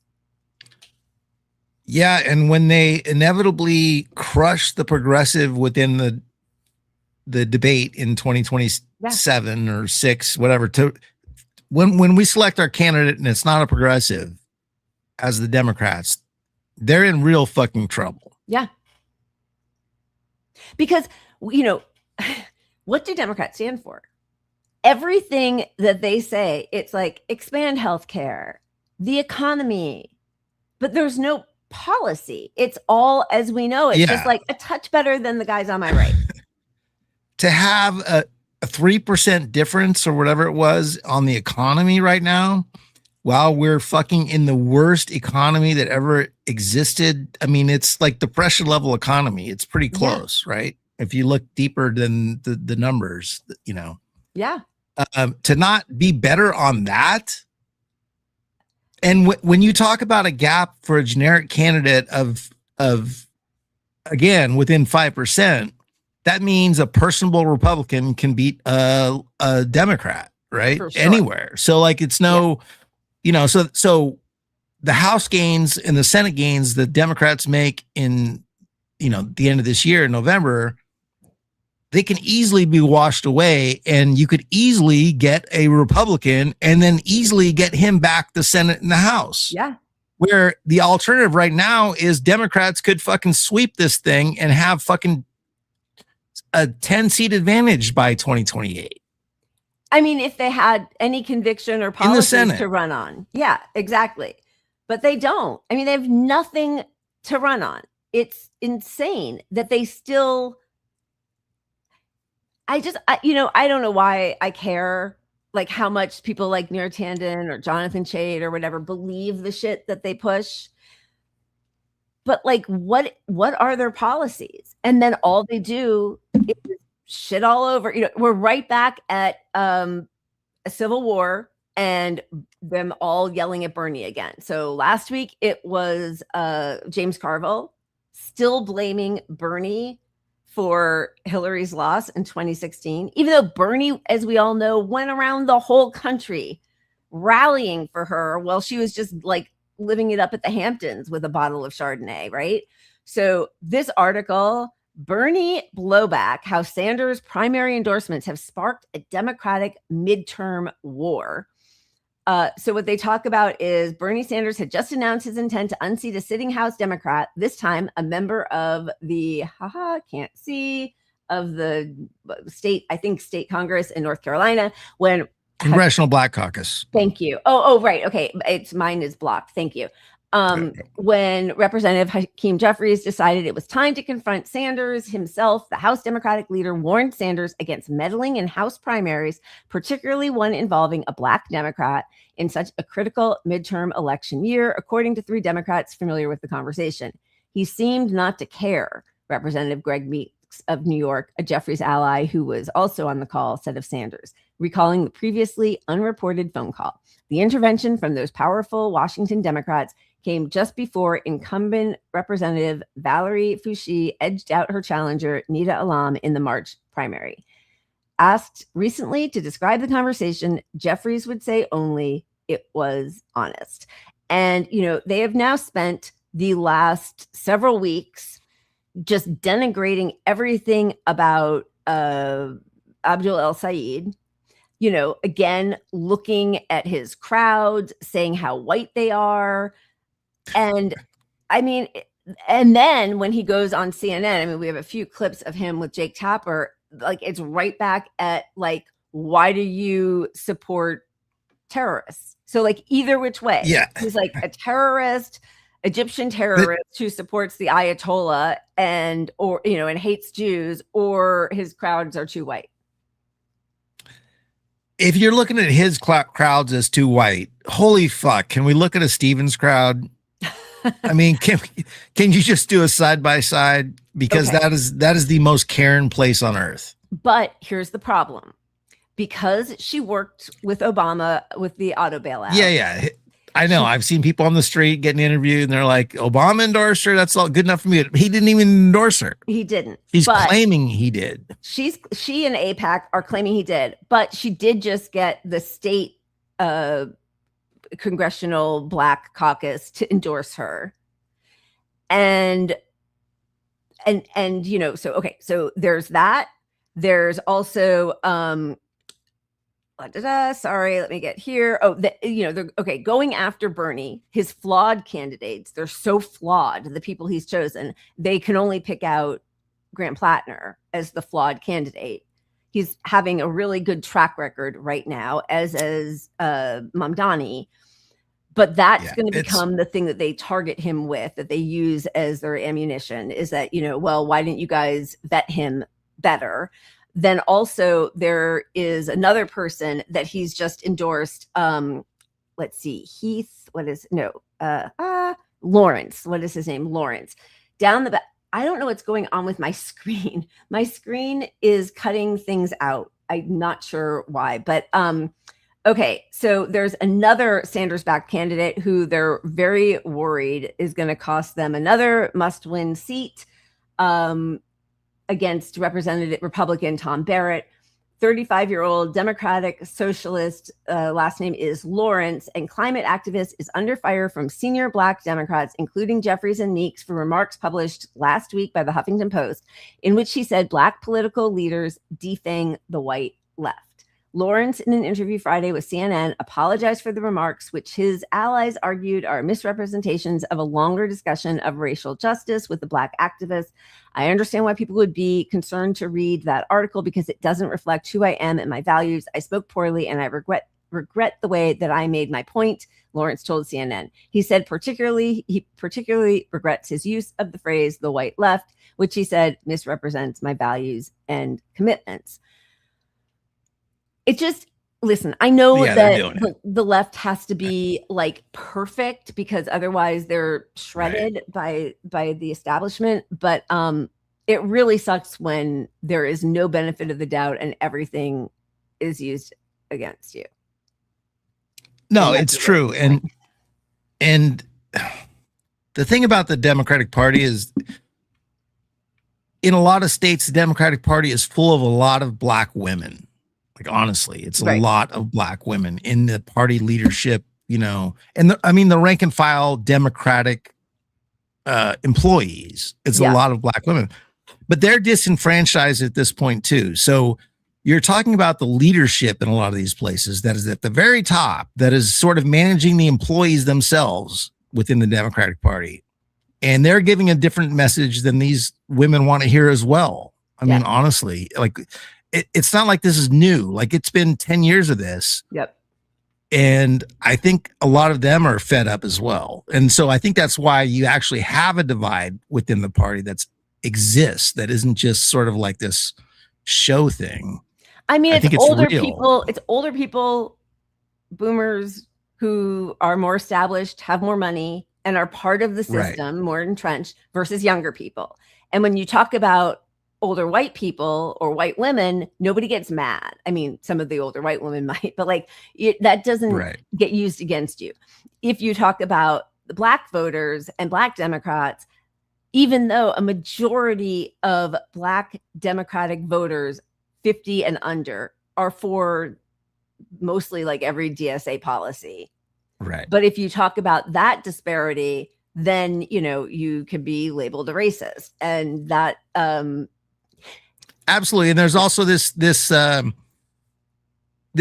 within the people that work at the party that, like, it's a paying your dues. It's a process thing. Like, you'll even see this in social movements. Like, I've been in this movement for so long. Yep. I know how the system works. I agree with what you're trying to do, but there's a better way to do it. And, and part of that is like anyone working for the Democratic Party is getting a paycheck, and their paycheck depends on representing those views. So if your promotion depends on you backing the establishment, you're going to lean that way a lot. And that happens especially within the Democratic operatives and employees. I should say employees, because a lot of these people really do mean well. I mean, they intend well, like the people that work for the party, a lot of them. Yeah, just like so you get to a certain level. Rank and file people. Absolutely. Yes. And unfortunately, as we know, like, it's just the way Zionists will say to people who are gay who support Palestine, like, oh, try going to Palestine, try going to Gaza, see what happens to you there, right? They use the pink washing. Or if you are white, then, the older Black established Democrats can use that as a weapon against you and say you're racist for supporting Bernie Sanders candidates, not a majority, but like many of whom I would say disproportionately are not white men, right? So like, it's all just dishonest. It's all a tactic to try to keep everybody on the back feet and always kind of like having to prove like, no, I am good enough. And then the second they lose or the second they want, they'll be like, we went too woke, fuck transsexuals, fuck the, like they don't care. People, immigrants, like they don't care about any of it. It's always used as a weapon. Yeah. So anyway, the big fight once again between the establishment and the Bernie wing is right back here.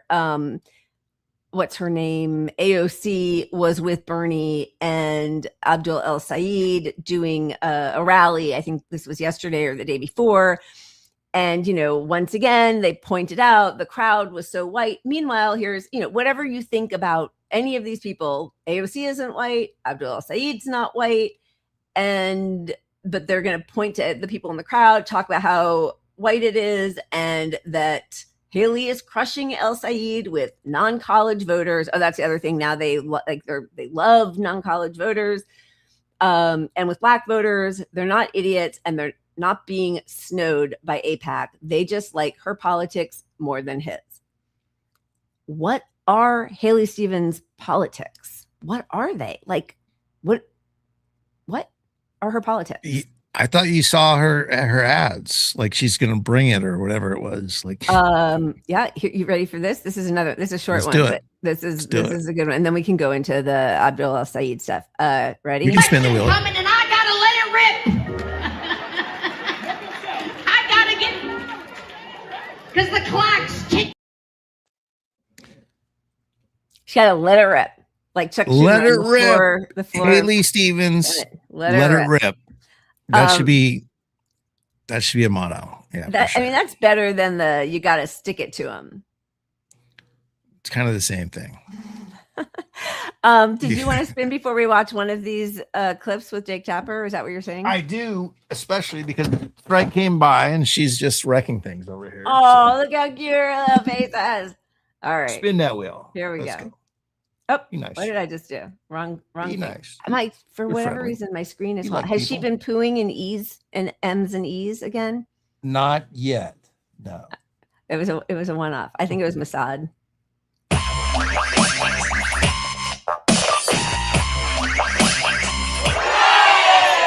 Yes, please. Oh my God, 6:30. It's an hour and a half in. I've only had one glass of wine. That's ridiculous. Fix that.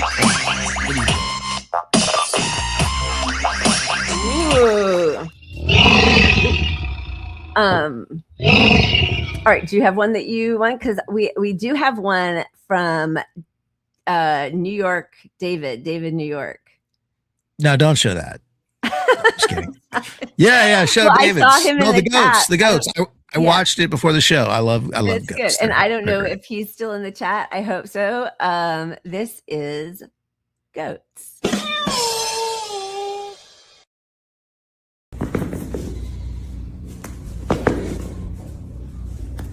Come here.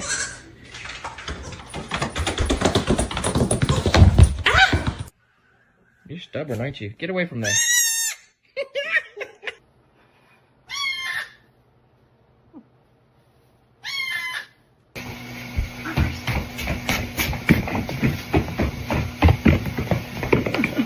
It's your job. Hey!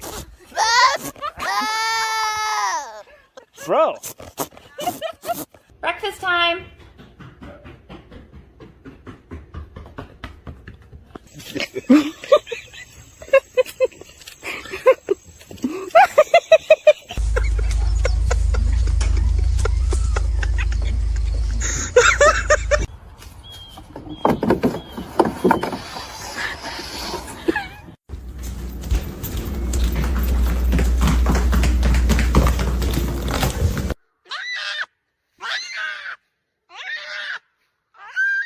Come on, do it.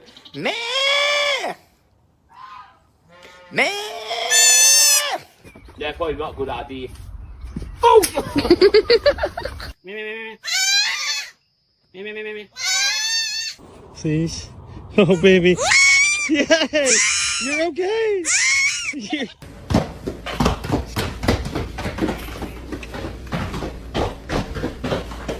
Stop. That hurts.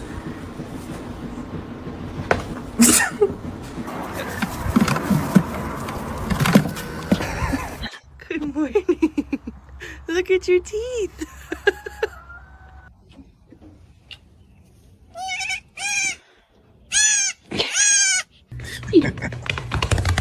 Little cartoon. Cute.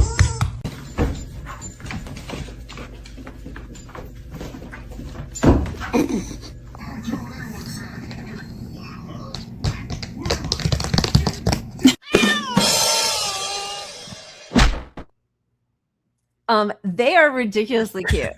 They are so cute. They I love are. the way they run, and also the way they like. Lucky does that actually. I think it's like a herding thing, right? Like she tries to like she'll do it against my legs as I'm walking to get me to go faster. She's imprinted to fight against goats. Your dog, probably. I've never mentioned it, but if you love goats and you like beer, I like beer a lot. And there's a place in Lincoln, California, which is not that far, about half an hour from Sac.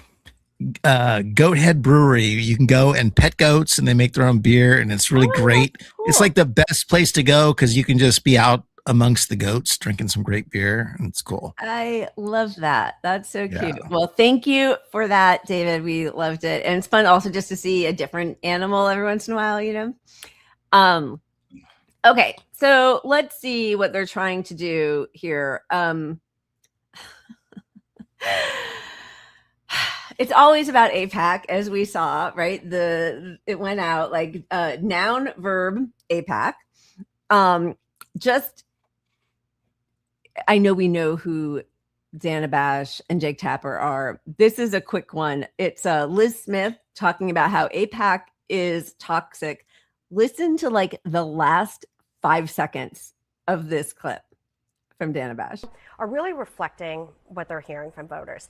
The consensus among Democratic voters has shifted wildly in recent years, largely due to what they see as the overreach from the Netanyahu government. And Benjamin Netanyahu has irreparably poisoned the U.S.-Israel relationship. I'm not saying it can't be put together back again, but I do think that that is a problem. And I think that's what you see, is that a lot of Democrats are saying, we were okay with Israel responding after October 7th.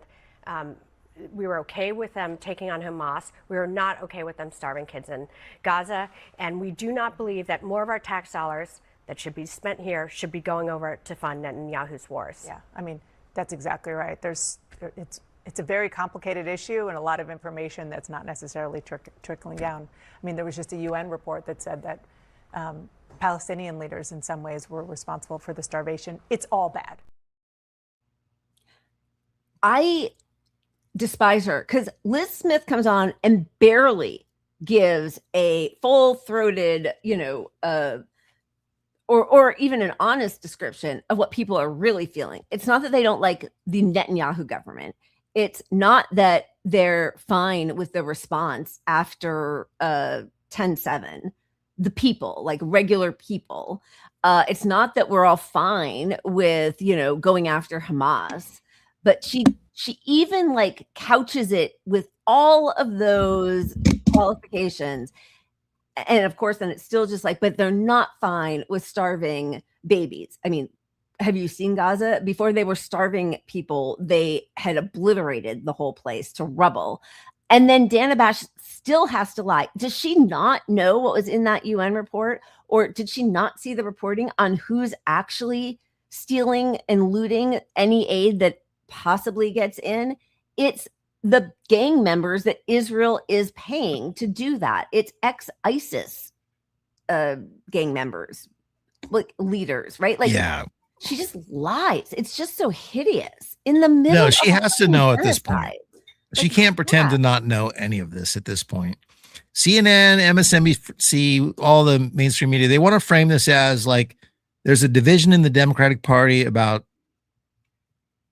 AIPAC money and Netanyahu, but it's not about, you know, the actual policy of how we interact with Israel. It's just, is maybe Netanyahu doing this wrong? Should Democrats not take all the money from them so they could appear more honest? Like, honestly, these shows exist to only cover things and frame them around electoral politics. Like, every issue is, how does it affect the Democratic Party and their chances in whatever the 2 years away from the election is? And that's it. It's like, how does it affect the Democratic Party? Are they going to win or not? It's not how it affects us. It's not how it affects Palestine. It's not, none of that's ever brought into the discussion at all with these people. Not even a drop. They really cannot get their head around the fact that Hamas is an organization, part of a political organization, but is the military part of a political organization fighting for self-determination of Palestinians. Yeah. Like, and by their own argument, Hamas is no longer in power in Palestine. Right. So, I mean, they're just not. So why would you keep bombing? Like, Hamas is gone. So you shouldn't ask if someone condemns Hamas if they're not in power anymore. Right. Right. Yeah. But also, like, I will never, I'm sorry. Like, no, of course not. But you can't even talk about that because their heads will roll. I mean, it's just insane to see it. So moving on, just because, you know, that's the level of discourse on CNN. It's like what Democratic voters want. AIPAC is toxic. Is DMFI? Is J Street? Do we even talk about that? Nope. And it's Netanyahu's government. I mean, good luck. Have you seen most of the citizens, like 95%, who are all on board with the ethnic cleansing and genocide? But so yeah, when we get rid of Netanyahu, we get Ben Gvir. Yeah. So anyone pretending it's Netanyahu needs to just be checked on the spot by an actual journalist, which doesn't exist on any of these platforms. Not one. No. It is so enraging that we are still having this conversation. Like, I just, and also I feel so guilty that I am relatively new to this conversation, like, you know, 7 or 8, 9 years old to this conversation that everybody should have been having for the last 80 years. Like, I can't imagine the frustration, horror, the rage that Palestinians must have been feeling and still feel for all this time, being so misunderstood, so mischaracterized, so dehumanized, so lied about, villainized, like all of it. I just, and being hunted down and terrorized for a century. Like, it's just, it's so despicable. And the fact that these people are paid millions of dollars every year to continue to propagate the lies is really horrific. Well, it speaks to both our countries, the most propagandized countries on earth. Like, all this fear of China and propagandizing their public, and Russia propaganda. No, it's us. We're literally about to have textbooks with Charlie Kirk Day on it. Oh my God. Like, by the way, again, just as a reminder, textbooks that were published by a company owned by Robert Maxwell is what we all grew up on. All of our textbooks through the whole country. And now, shoot, I know we covered this, and now because of my brain, but like, how, of course, we've been lied to this whole time. Yeah. And I mean, I think back to my social studies teacher who was an ex-CIA. So there's that. Really? You know, like, McGraw-Hill. Sorry, that was it. McGraw-Hill. That's crazy. I mean, yeah, there's a lot of, he was a spook. That is pretty crazy. All right. I also had one. My geometry teacher was also in Playboy, so it kind of cancels out. Oh, well, that's cool. Right? Yeah. But I just had to share that because I never get to tell anyone that. But your drama teacher was in Playboy? Is that what you said? No, geometry. Oh, okay. Geometry. Yeah. Smart and sexy. I like it. That's pretty cool. Did she tell you guys that? No, I loved her. She was amazing.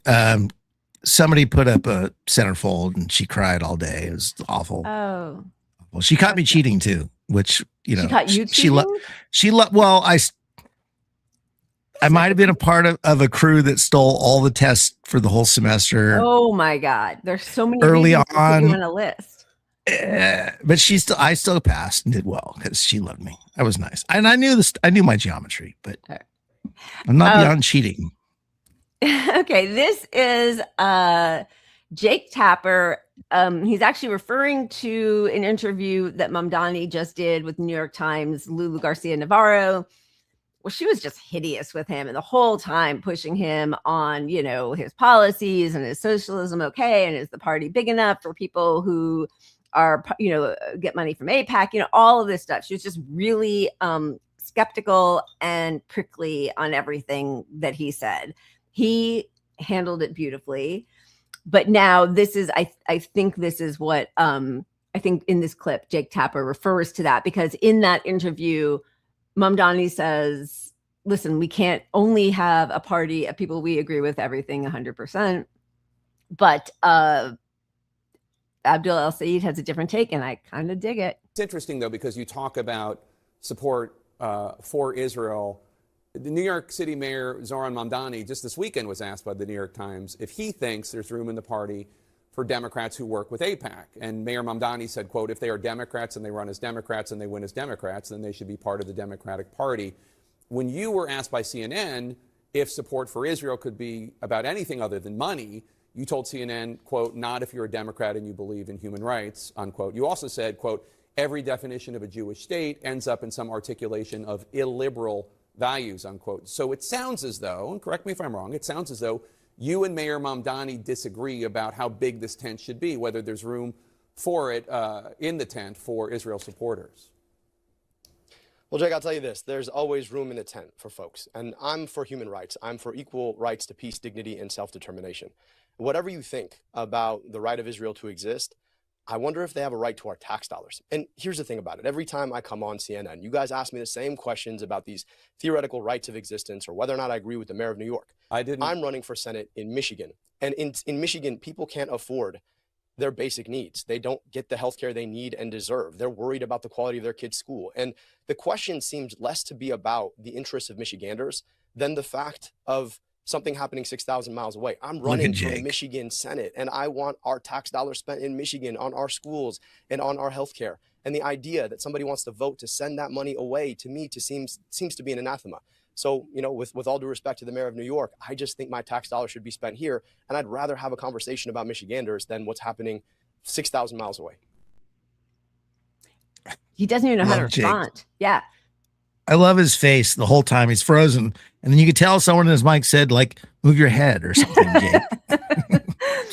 But that's a great answer, right? That is a great answer. No, localize it. It's a choice. Whether it actually is like those dollars could be local or not, it doesn't matter. Our money, our taxes go to the system that funds a genocide, and we don't have fucking healthcare. So 100%. whether you can just lower that by 5% to give healthcare 5%, none of that matters. It's all a choice that can be changed. Yeah. Because anytime we talk about healthcare, or if you talk about raising the minimum wage, or you talk about free public college, we're always asked, how are you going to pay for it? But we can just keep sending. I mean, we're having Steven Semler on next week. I'm so excited. But Semler, but I love him. He's fantastic. We are now, what is it, $1 trillion. The Defense Department was funded with a budget of nearly $1 trillion. It is running out of cash, according to 3 U.S. officials, a former defense official, outside experts. and 2 congressional staff members, we have spent $103 billion. This is the Semler statistic in the first 120 days of the war in Iran, which was completely unnecessary, unprovoked. It's going to destroy the global economic system. It's just going to crash. I have to say, even, I know we will get the least of it in the US and especially here in Los Angeles and some of the other bigger cities. But like at the store the other day, there were shelves in our regular like Ralph's, which is Kroger. So, one of the big national stores that were completely empty. It's going to hit really hard. It's going to hit us really hard, even though we're relatively sheltered relative to the impact to the rest of the world. But like when the Lego videos say KT, like what I've always thought is going to happen is Trump is picking winners and losers, and people in his orbit are fine with all this because they're getting rich. But the world, he is fucking up the economies of a lot of powerful interests. A lot of powerful interests. Yeah, absolutely.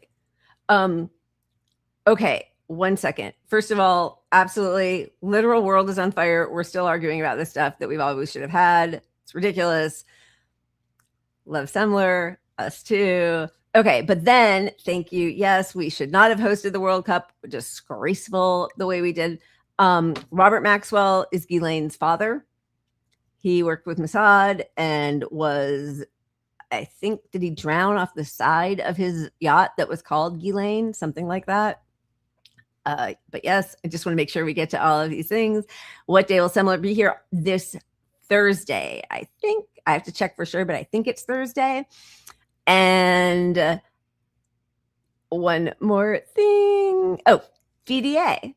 Thank you so much for your super sticker. If I don't do it when it comes into my brain, then it all disappears, as we all know. So thank you so much. Okay. So yes, then the other question was, there's another thing about like, the sexism. So first, last week, an interview, or 2 weeks ago, the interview that we talked about that Abdul El-Sayed had said that Haley Stevens is an empty suit bought by AIPAC. And if they really want to get their money's worth, they need to teach her how to string 2 sentences together. By the way, he's right. Like, we've seen her speak. She is like Kamala on Veep steroids, right? Like, she's a disaster. And then this past Friday, when they had this big rally, Bernie Sanders said something about Abdul is not really running against Haley Stevens. He's running against AIPAC, right? He said, in all due respect to Congresswoman Stevens, everyone knows this is not an election between her and Abdul El-Sayed. This is an election between Abdul and the billionaire class. This is what this election is about. And then, of course, he's so sexist and gross. And then Abdul El-Sayed did put out a post a couple days ago asking his supporters to stop being mean to Haley online. I mean, I would be so mortified if I were running for election and just knowing what has been put out about her by the actual candidate. Like, he's not responsible for randos on Twitter, that he had to like say something like that in a public forum because he thinks that she can't handle, like, if she can't handle mean people on Twitter, do not try to get into the Senate. Like, what kind of fighter is that? She's supposed to be a fighter? Whatever. It's so pathetic. But so now they're trying to peg him as, yes, he is anti-Semitic because he doesn't want money from a genocidal rogue state. Also, he's sexist. And here is Jake Tapper pressing him on that. And so you had a huge rally last night with Bernie and AOC. I want to play something you said at this rally in Detroit last night. Are we going to let 50 million in lies steal this election? Hell no. Are we going to let Trump donors, billionaires, and AIPAC lies steal this election? Steal this election is a pretty stark term. I haven't really heard it used since 2024. To be clear, this is a close race. Congresswoman Haley Stevens is a 4-term congresswoman endorsed by outgoing Senator Gary Peters. Are you saying that if you don't win this election, it will be because it was stolen? I believe in the rigor of the democratic process, Jake, but I also believe that the corruption of billionaire money, AIPAC money, to the tune of $50 million being spent is anti-democratic on its own terms. If you were to take all the outside spending in this race out, this would not be a close election, but it speaks to the way that, unfortunately, money from DTE, our local utility, money from Blue Cross Blue Shield, money from AIPAC has come in to try to truck this election in favor of somebody who they know is going to do their business instead of the people's. And I think that's anti-democratic on its own terms. It's why I'm running on getting money out of politics so we can put money back in people's pockets and pass Medicare for all. So the attacks on Haley Stevens are also at issue. I know there are a lot of attack ads against you, but there are so many attacks on Haley Stevens that on Friday you posted, quote, "It's become impossible to ignore the way that people online make fun of my opponent for things that have nothing to do with her policies or politics. It's unkind and unhelpful," unquote. It's true that there are some really harsh comments about Haley Stevens that I've seen. Here's one. Quote, "She's a suit with a large AIPAC bank account. That's it. She can't string together 2 coherent sentences. She's a sellout who forgot how to think for herself. Corporate money can't buy her a personality." Do you know who said that? He thought he had. That was you in your campaign. And I want to speak to that because every single time we talk about all the outside money coming in as a crutch in this election, it seems as though we're not hearing any explanation as to why. I think we saw some of it last week when the Congresswoman voted in favor of sending $3.3 billion of our tax dollars that should be spent on our healthcare and our schools to a foreign government to buy bombs and tanks. I would really like to hear a fulsome explanation of exactly what the trade-off has been. And unfortunately, $50 million doesn't fall off trees, doesn't come from nowhere. It comes because there's been some expectation on the back. So I want to know what was said to get that money into this election. He's great. I feel like That's how you handle it. Yeah. He pushes right back. And then people are saying he's a little gruff. He's not as nice as Mamdani. Why can't he be nice? Now all of a sudden people like Mamdani because, he smiles more. It's like you can never win, but he's great because he gets right to the crux of the matter. Yeah, he used that moment to spread it from AIPAC money to the other corporate interests, which is the important part. And he did that. And Tapper sitting there with his sad face, getting owned, because I thought I had this moment where who said that? It was you said that, like he thought he had this moment. Yes. And then this is why, like, if you're progressive, you should not be afraid of the zingers that they have prepared for you because you know what to expect with them. Yeah. And the more airtime you get, even when they hit you with that shit, you win. Like this was a loss for CNN. This was a loss for corporatists. They lost by having him on this with their shitty little fucking attacks. Yeah, all the gotchas. And I love that he's calling him out. Like every time I come on here, you ask me, does Israel have a right to exist? It exists. Yes. Why are you asking me that? Does Egypt have a right to exist? It exists. If I said that my priority would be sending all of U.S. taxpayer money to Egypt, that makes no sense. Nobody would stand for that, right? He was then on, and so I used to like her, but like everybody on MSNBC, Alex Wagner went the way of the corporatists. She's now doing her own show with Crooked Media, which is the Pod Save America media, conglomerate. And so, he handled her beautifully also, but like, it is just so dishonest the way, and they're trying to get him. And when you really think why are you doing this? What are you trying to do? You are trying to protect a genocide. It is so evil. And she used to be truly sort of progressive. Yeah. Why are you doing this? What has he said that's so bad? That's really rankling these people. Well, you just know, you said it. They work for Crooked Media. So the goal is to find us a moment, press him, and then, yes, he can come on these shows and handle himself. But if he fucks up once, that's the catch. Exactly. The catch is if you fuck up once, it's going to get replayed 10 million times by every media outlet to exist. So they're hoping to get a moment, but that's why you have to keep your cool and have your facts behind you and stay left. truly. So here he is talking to Alex Wagner, and again, handling himself beautifully, probably because he has so much practice answering this stupid fucking question. So the idea that Michigan tax dollars should be sent to a foreign government that wants to foreclose on Palestinian rights to peace, dignity, and self-determination, which I hold equal to Jewish rights to peace, dignity, and self-determination. But the idea that our money is being sent to a government that wants to foreclose on one community's right to self-determination and being misused away from solving the needs of the people I'm actually serving is a pretty crazy thing. And in setting up this question about Israel's right to exist, you rightly point to the idea of whether or not there is American intervention that ought to be spent to enforce that.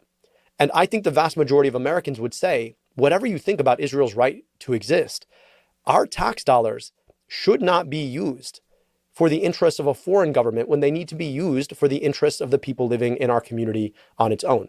So I believe in equal rights to peace, dignity, and self-determination for Palestinians and Jewish Israelis alike. But I also understand that in an era where people ask you, how are you going to pay for that when you want to give people healthcare, or how are you going to pay for that when you want to give people good schools, it's pretty crazy to be sending our money over there when it could be used over here. So no funding to ensure the survival or future of the Jewish state. Well, I turn that back around on you, Alex, and say, why is it our responsibility to ensure that? I'm just asking because I think no, I mean, but like, but why is it? Why is it understanding? I think that. But hear me out. Why is that the essential frame from which we work? Like, why is it assumed that the United States ought to be in the business of backstopping a foreign government? Like, I'm just saying, like, I don't want ill will for Jewish Israeli people at all. I really don't. I just want equal rights to peace, dignity, and self-determination for all people. But the notion that somehow our tax dollars ought to secure the interests of a foreign government, like, this is the United States and our own kids don't have good schools, and you're telling me that that should be a primary concern over there? Like, imagine we said the same thing about any other country, any other one. Like, my family's from Egypt, okay? Like, would it be crazy if somebody was asking me, like, hey, do you think Egypt has the right to exist? People would be like, Egypt exists. I'm like, well, if somebody wanted to change the nature of Egypt, do you think the United States should be spending all of its money to make sure, or any of its money to make sure that that happens? And people are like, I don't know, what that seems like a different country's issue. But like, I'm just saying that, like, you can both say that Israel exists, but it doesn't have a right to my tax dollars. And it is not our responsibility as American taxpayers to take money away from kids who don't have good schools and give it to a country to buy bombs and tanks. Like, the idea that our conversation even questions that is itself a big question we should be asking. Like, why is this the frame of the debate? Yeah. Alex, why? Why is this? Why are you here doing this work of the corporate class? I mean, you know, there's something funny about, like, I know because we have our, own currency, we can print it. And so the MM team people are like, we can afford anything we want. We just print more money. Socialists look at that and say, but the reason we can do that is because we're a rich country, because we steal all the resources and occupy and dominate the poorer countries, right? Like, that's why we have our own currency that is the global currency. That's why we can do whatever we want. It is important, like, to talk about the priorities, right? So there is a part of me, even though the framing of, like, well, we only have so much money, so if we spend it here, we don't spend it there. And I know some MMT people push back on that, but I think the framing is so important. People don't have healthcare, they don't have homes, they're like overwhelmed by debt that they will never escape from. Why are we giving all this money to a genocidal country? And I think because the whole genocide debate, even though whatever, but like, he's been very clear from the beginning, it's an apartheid genocidal state. But like, even just to pull away from that part, why are we giving them so much money to help them have universal health care? Well, that's the crazy thing, is like, the easiest thing to do if you're a centrist Democrat is just run on America first. America first. Like, it's not like, hey, I don't even want to get into what's happened there. Yep. Here, we don't have healthcare. Here, if you're in a purple state and it's like, it's a red state, purple state, whatever, it's like, I'm going to run on what you said. because we shouldn't be supporting this because of what you said. I mean, that's one reason. There's many reasons, but the reason you cared about is that our money was going to these foreign wars, right? That's why you elected Trump. So let's take that enthusiasm and turn it on its head and say, American kids why are Palestinian kids more educated than us and they're getting bombed every day? Like, I mean, just this system has failed, period. Like it's failed on healthcare, it's failed on everything, every single thing. I mean, everything. Capitalism is clearly a disaster. Look around, look at where we are. Right? I mean, it's like, that's the thing is like, I'm looking at all of these pundits, journalists, whatever they want to call themselves, basically just like, the mouthpieces for their billionaire owners. And I just like, I know it doesn't really matter, but like, do they believe what they're saying? Are they that propagandized, or is it really just like the collusion of like, they're all just conspiring to take down anybody who wants to hurt capitalism? Yeah, I think it's that mostly. I mean, you take Alex Wagner, who she was sort of Bernie curious. That's why you liked her, right? Right. I mean, she was, that. But then she got hired by HBO to do The Circus. And they had her as the person who subtly trashes Bernie's campaign the whole time. That was her role in The Circus. So, it's a game. Like she's covering it all like it's sports. Right. And that's her role in this. And then leaning people towards like, how can you possibly say that? Like it's just a subtle thing. So she's sold as a truth speaker, just like what's his name who was on the Bill Maher show, black guy, terrible. The laughing at the kids laughing. Yeah, being slaughtered. What's his name? He just put out he's just awful. Van Jones. Van Jones. So So here it is. It's the same situation. These people get a little bit of cred on the left because they sort of were anti-establishment a little bit in a safe way. And then they get amplified on the platform because it's going to bring a couple leftists over to them who are sort of on the fence, and they're going to believe this guy, and it changes a few opinions. But their whole purpose is to really trash and diminish the left. And that's Alex Wagner in a nutshell. It's just so depressing, truly so depressing. I mean, really. And it's not working on some level. They have to know it's not working. Like, people are going to come for them, and there's not going to be enough room in the billionaire bunkers for all of these people. It's like when they said when millionaire used to be a big number, and people would say, like, you're closer to being homeless than being a millionaire. So why are you bootlicking for the establishment? But these people are getting rich, right? So, she veered off from her CNN gig or whatever, did the HBO gig, now has a podcast. Now she can pretend to be independent while getting donations from all these PACs. The Supreme Court just ruled that PACs can now work with fucking candidates. Like, all the safeguards are gone. She can take money from anyone. Yeah. So like, if you're doing the establishment bidding, there's money and you're safe. You're not safe in the real world, safe. Cause at some point we're coming for some of these people, but she's already in a different class than us. She is not closer to being homeless than rich because she's already rich.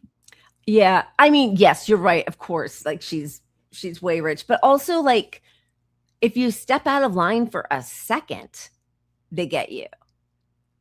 So like, she's not free. Yeah, she's rich. Yeah, but she is free now because with the independent media thing being a thing, podcasting and people not getting all their news from CNN and MSNBC, if you're close enough, a lot of the time, like, you're going to get amplified because you're the person that can pull people back to the Democratic Party. So like, don't trust anyone is the point. Oh, God. Don't trust any of your journalists. Like, don't trust me. I mean, not if you see me looking all polished. Pat. No, I know, but like, nobody trusts you. Just saying. Like, if one day I'm like sitting here and my cat there's no cat, it's just me and like good beers again instead of Corona premieres. Oh boy. You're talking about you're making and I'm like, percentage numbers and poll numbers and telling everybody that there's no way that Trump is going to get the Republican nomination in 2024. Trust me. You know, there's something about AOC that's just, I changed my mind on her. Changed my mind. Fight in her. She has some real fight in her. Love that guy. All right. Trust me to spin. Yes. I knew you felt it. I'm very frustrated with my layout here on StreamYard. Everything just got very small. I don't know how many more reader prescriptions I can handle. Oh, look at us with another puppet. Nice. I might have to call my own audible here. Okay. Wild Moms.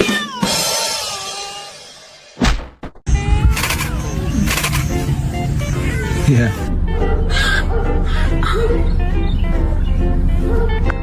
Oh my God. Come on, buddy.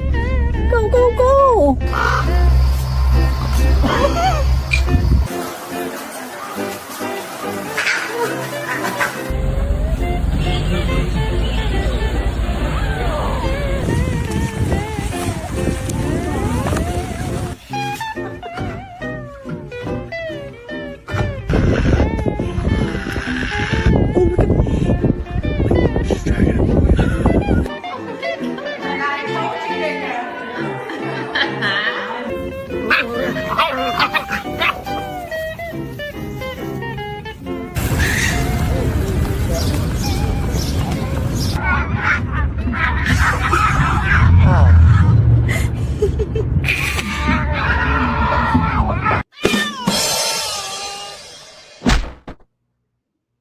Tough love.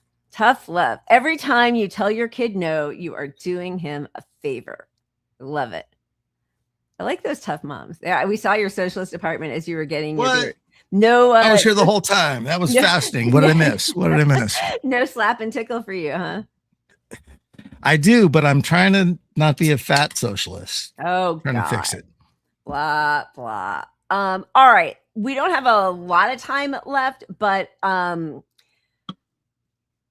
okay, a couple things. First of all, Trump was convinced by all of these different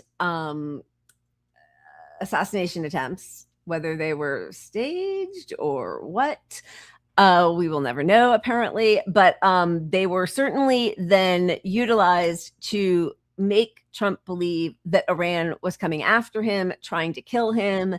He was number one on their list. And what that did was like soften him up for the push by Netanyahu and all of the Zionists who want nothing more than to sow chaos in that entire part of the world so that Israel can be the dominant hegemonic force there. So he is certain that he is number one on their list of kill. And I'll tell you that Lego video doesn't put much of that to rest. Here he is talking about it in spite of the fact that both Israel and our own intelligence agencies are now telling him there is no credible information that he is being targeted, which is crazy to me because at this point, he absolutely will never be safe anywhere he goes. But anyway. You know what a race car driver is? 0.1%.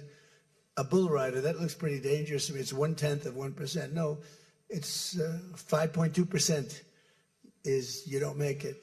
You should have told me, you're an excellent reporter. You should have told me that years ago. Maybe I wouldn't have run.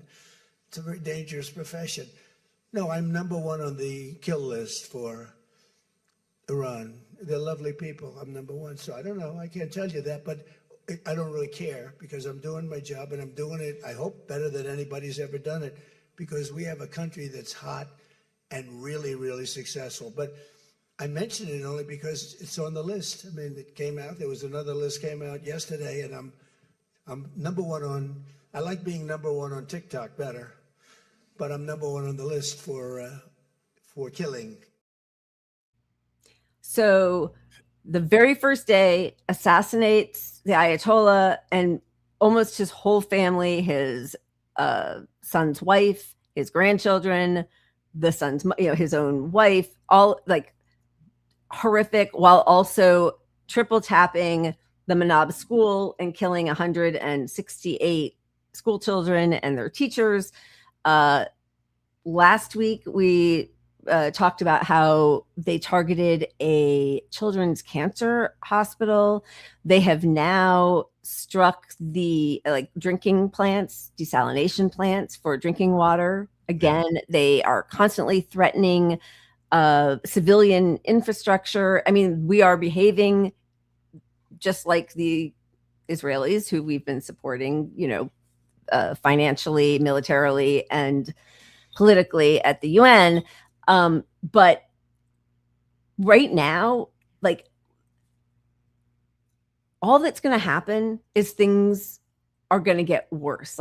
There is no coming out of this ahead.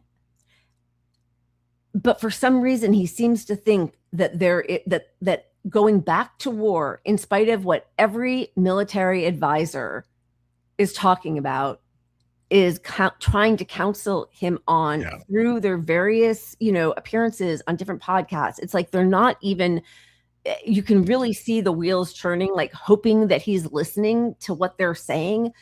This was June 30th. We were a national fertilizer emergency. So this was this was July 9th. Actually, I do think it was announced on the 30th. But anyway, national fertilizer emergency.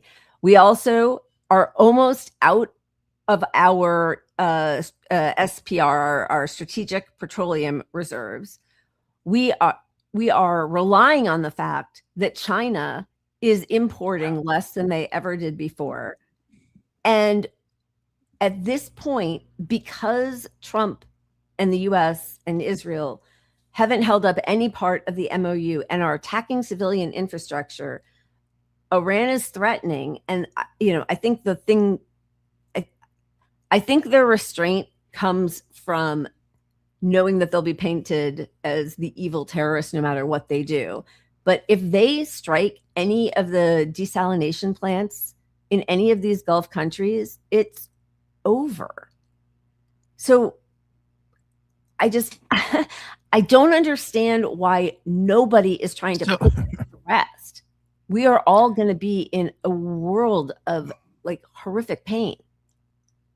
It's just capitalism. Capitalism doesn't care about the world economy, our local economy. He can't be stopped. I mean, for one, every bad move he makes, everything that's terrible for us, he can find an angle to profit from it. Right. Yeah. So tie that with his narcissism. He looked up to Hitler for winning the war. In his mind, Hitler was strategically brilliant, right? So here he is, he said he could end the Ukraine war in 24 hours. He's just taking L after L with the war, but a narcissist can't walk away from that. He has to just use his power to try to fucking pretend he won or win, which he can't do either, but he can still pursue that while he makes money on every fucking failure the whole way through. I mean, the guy's made $2 billion in the last year. Yeah. And then I mean, I know we talked about it briefly, but his sons, who are part of the company that just got this, is it $6 billion Kazakhstan drilling project? I mean, they are just, it's like a fire sale. They're just looting the world on their way out. Did you see the latest thing of Truth Social early access? There's always another way. Yeah. So they're just selling that. You can buy your way into getting to Trump's tweets faster than the rest of the world, because then you can invest in based on what he said. So Trump's going to say, we're going to war with Iran. And then you have a minute or whatever advance over everybody else to buy the fucking stocks. I mean, it's just the most, for Democrats not to be doing better than they are against this is amazing. It is amazing. It's a really special feat. Well done, Democrats. It is crazy. Yeah. I mean, his donors, this is breaking it down. Companies that have donated to the most Trump pet projects, by what they donated to. Meta, remember, he was one of the good billionaires. He was a Democrat, donating to inauguration, White House ballroom, White House Easter, 25 and 26, the presidential library, hilarious because Trump doesn't read, and then just to Trump, Amazon, Coinbase, Google, YouTube. I mean, it's just like all of these. And then the crazy thing is, like, because the Palantir, by the way, like, I mean, is kind of low on that list, which is shocking to me. But anyway, I mean, I guess they're getting different. They don't need to donate. Contracts. Yeah, exactly. They have all these billions and all of our information and I mean, like their grift is going to go on forever, and they're stealing of all of our data. But then this guy, I mean, listen, nobody should be doing any kind of like insider trading, betting on insider knowledge. So White House teleprompter operator made more than $100,000 betting on Trump's speeches. Trump's longtime teleprompter operator is believed to have made tens of thousands of dollars by placing bets on that speech and more than a dozen others. They're talking about his State of the Union address in February. On the prediction market, Kalshi, federal investigators with the Commodity Futures Trading Commission found.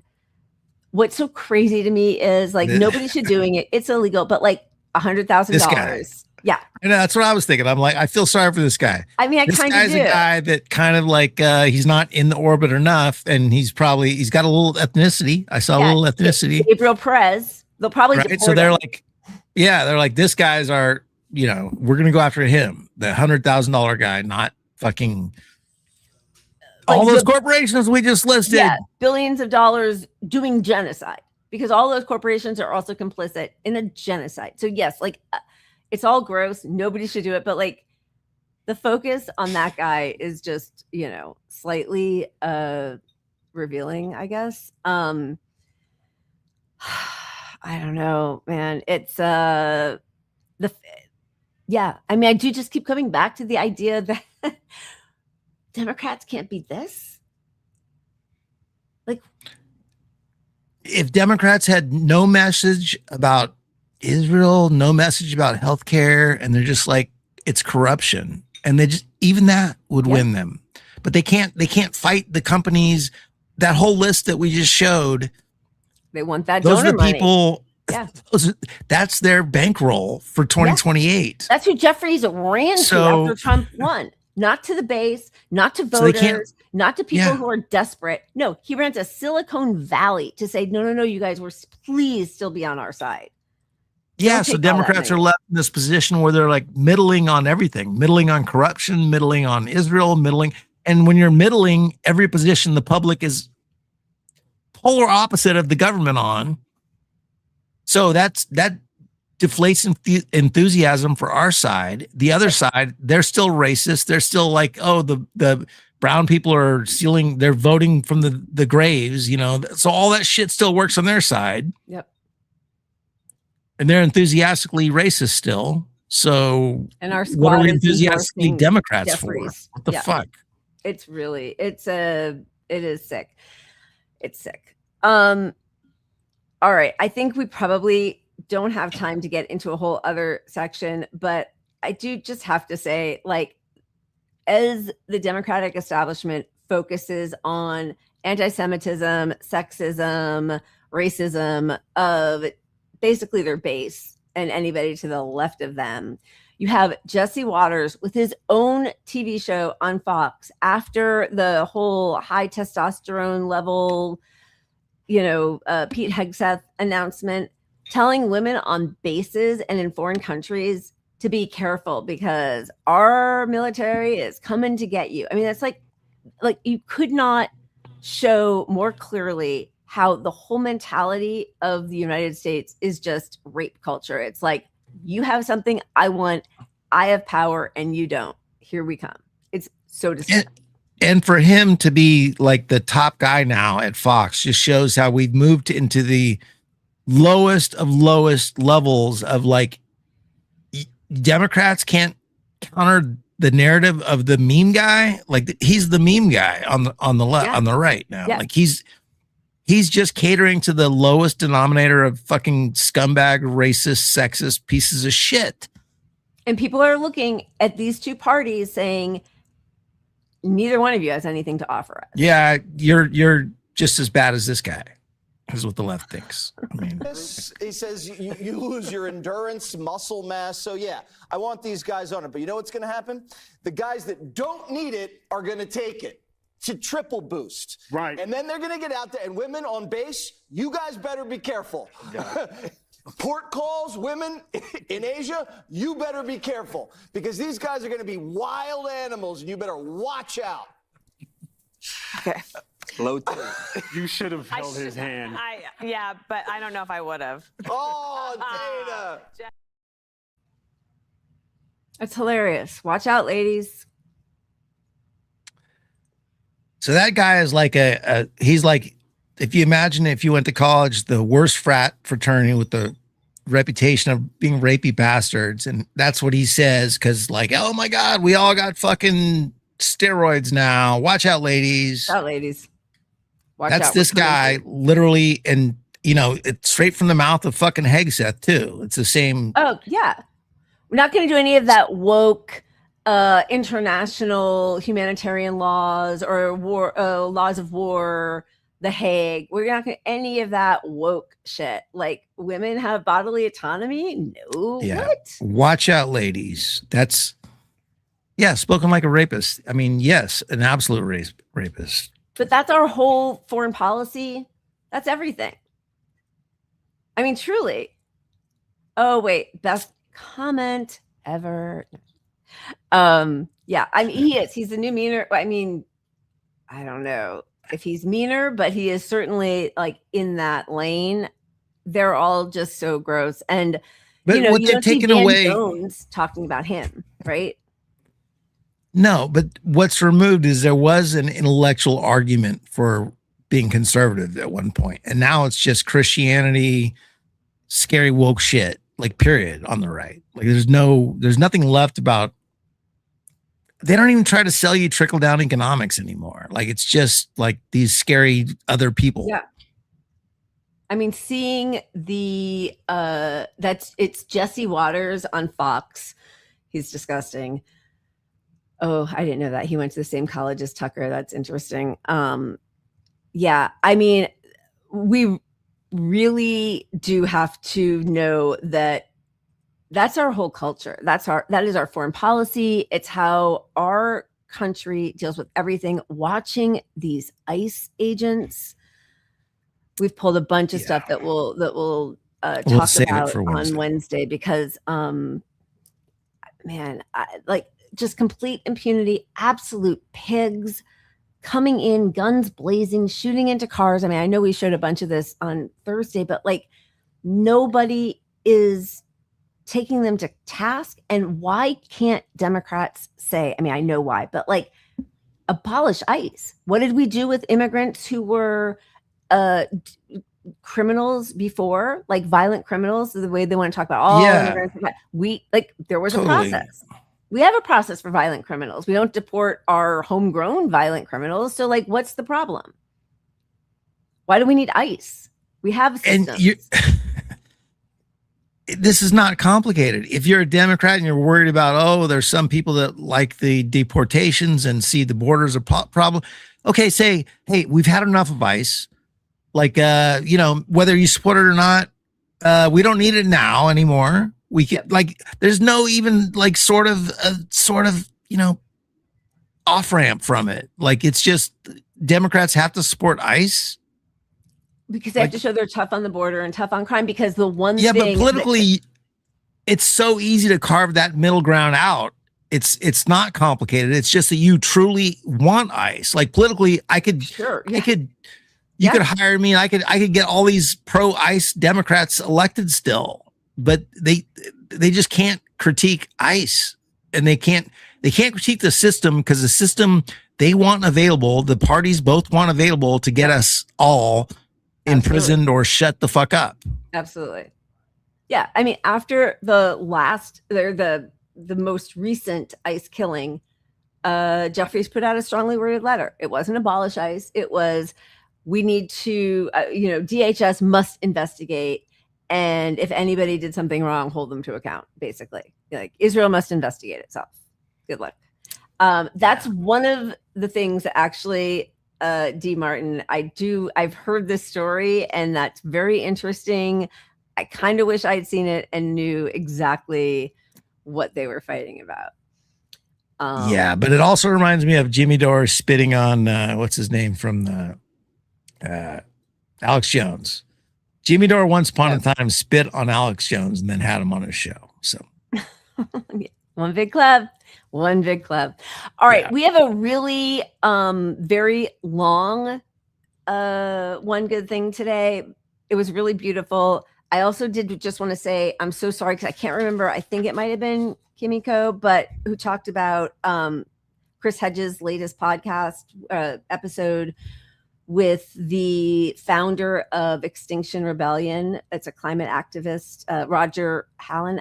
Pat, I think I might have even sent it to you. Like, this is so good, but it's fantastic. Talking about what stage we're at and how we all have to figure out how to find community, protect ourselves, and know that we're about to be in a really hard fight because it's not getting better. And it was pretty profound, the whole thing, and meaningful, terrifying, but also sort of empowering to have somebody speak to you so directly and taking into account what's actually happening and not, bullshitting about where we are with climate, with genocide, with our economy, with all of it. It was really powerful. So if you get a chance, please do check out that Chris Hedges. Okay. This was from, it's long, but hold on, because it's really good. This was, sorry, I just wanted to make sure I get it right. On Friday, the Nelson Mandela Foundation's Global Leadership Forum, Mamdani gave a great speech. This is a segment of it. It's pretty powerful. They call everybody terrorists who fight against the true oppressors. I know we all know that, but it does sometimes feel good just to hear the words spoken out loud. Amen. We love you guys. Thank you to Zeynab for coming on. You're fantastic as always. Can't wait to read your new articles. We love you guys. Keep punching up. See you Wednesday. The world will mark Nelson Mandela Day. New Yorkers across the 5 boroughs will reflect on Madiba's endless march towards freedom. I would like to recognize a man whose legacy lives on in the millions that he inspired. In the years before his death, Madiba was elevated into a pantheon beyond mere mortals. And yet tonight, as we gather to recommit ourselves to what Madiba's leadership showed could be made possible, we must also recognize that to treat him as more myth than man is to do him a grave disservice. He was a man as subject to self-doubt as any of us. He was a leader who won seismic victories, and yet the struggle to win the South Africa he dreamed of is still there to be won. What a gift it is that Madiba was flawed like each of us. And it is his humanity that allows us to look towards the next generation of leaders and say sincerely, you too can be Madiba. We are together this evening to launch the Mandela Foundation Global Leadership Forum. We are together to chart a course through the turbulent waters that lie before us. A global landscape roiled by strongmen and corruption, where rights are stolen away in the dead of night and apartheid in different forms endures. Often on occasions like these, the person fortunate enough to stand where I stand now will look out into the audience and ask them to imagine if Madiba was here today, what he would have said, what he would have done. Why not ask ourselves instead, when he was here, what did he say? And what did we say in return? We need not travel far to find the answer. It was on June 21st, 1990, only 4 months after he had been released from Robben Island, that Madiba arrived for a town hall with ABC News' Ted Koppel. For the first time, he could look back and answer whether he was everything he had been made out to be. Koppel had disguised an ambush as a town hall. Again and again, Madiba was condescended to and painted as a terrorist, a violent extremist, an obstacle to peace. And then an hour into the event, Koppel returned to a question about Madiba's support for the Palestinian cause. Did that solidarity, he asked, mean Madiba was willing to alienate the Jewish community? It was a question so contrived that Madiba had to ask Koppel what exactly he meant. It is also a question that frankly rings familiar. Whether opposing Israeli war crimes and violations of international law somehow makes you hateful towards a people. Madiba refused the premise. Instead, he flipped it into a different kind of question, about whether a politics of universalism can exist if it is riddled with exceptions, whether any of us are free if some of us are not. Towards the end of his answer, he said, but for anybody who changes his principles depending on whom he is dealing, that is not a man who can lead a nation. Hypocrisy. Political convenience, these forces possess a gravitational pull. So often it is easier to make a concession, to relinquish a long-held belief, to abandon a principle, than to hold firm. That was true when the world asked Madiba to compromise on apartheid. It was true when many asked him to abandon the Palestinian struggle for freedom. And it remains true today. In his demand of solidarity from himself and from each of us, Madiba becomes more than a man, more than a messiah. He becomes a mirror. When we hear his refusal to abandon those with whom he shared common cause, do we recognize ourselves? Or do we recognize only the version of Mandela that asks nothing of us? Too many do. And as we remember Madiba the man, some will ask ourselves a harder question. Who are we treating today the way Madiba was treated before history declared him a messiah? Who else has seen their humanity made conditional, has been told their freedom can wait? Who else needs our solidarity? I think of Omar el-Akkad, who wrote a book titled, "One Day, Everyone Will Have Always Been Against This." That sentence captures one of history's cruelest, most familiar habits. Eventually, almost everyone claims they stood with Madiba, that they stood with Dr. King. Eventually, almost everyone will claim they oppose so much of the injustice that they justify today. But justice is not measured by where we stand after history has issued its verdict. It is measured by where we stand when the verdict is still being rendered. Why must Dr. Hussam Abu Safiya wait more than 18 months for freedom in Israeli detention? A detention that continues to this day, after the world watched him be kidnapped as he left his hospital, watched as he was wasting away in prison. Why must we wait as Umar Khalid enters his 6th year of captivity in Delhi, a political prisoner, jailed under the same manufactured charges of terrorism that were once leveled against Madiba? Why must we wait to stand steadfast alongside immigrants being targeted and preyed upon? Whether it was Joan Sebastian Guerrero, shot in the head by ICE in Biddeford, Maine on Monday, or Amara Miro Emmanuel and Ekpeyong Andrew, 2 Nigerians killed last week in South African streets where xenophobia builds. Why must we wait to practice solidarity until it no longer costs us anything? The world we live in is designed to pull us apart. There is money to be made and power to be won in demonizing the poor and stoking the fires of racial animus. But were these not the same conditions that Madiba overcame? The truth is that solidarity is perhaps best nurtured by the conditions that seek to destroy it. Workers rise up when bosses restrict their rights. Citizens link arms when authoritarians impose brutal crackdowns. Every struggle for a better future began at a moment when that future felt forever out of reach. Solidarity, my friends, so often feels impossible, like something only a mythical figure could make real.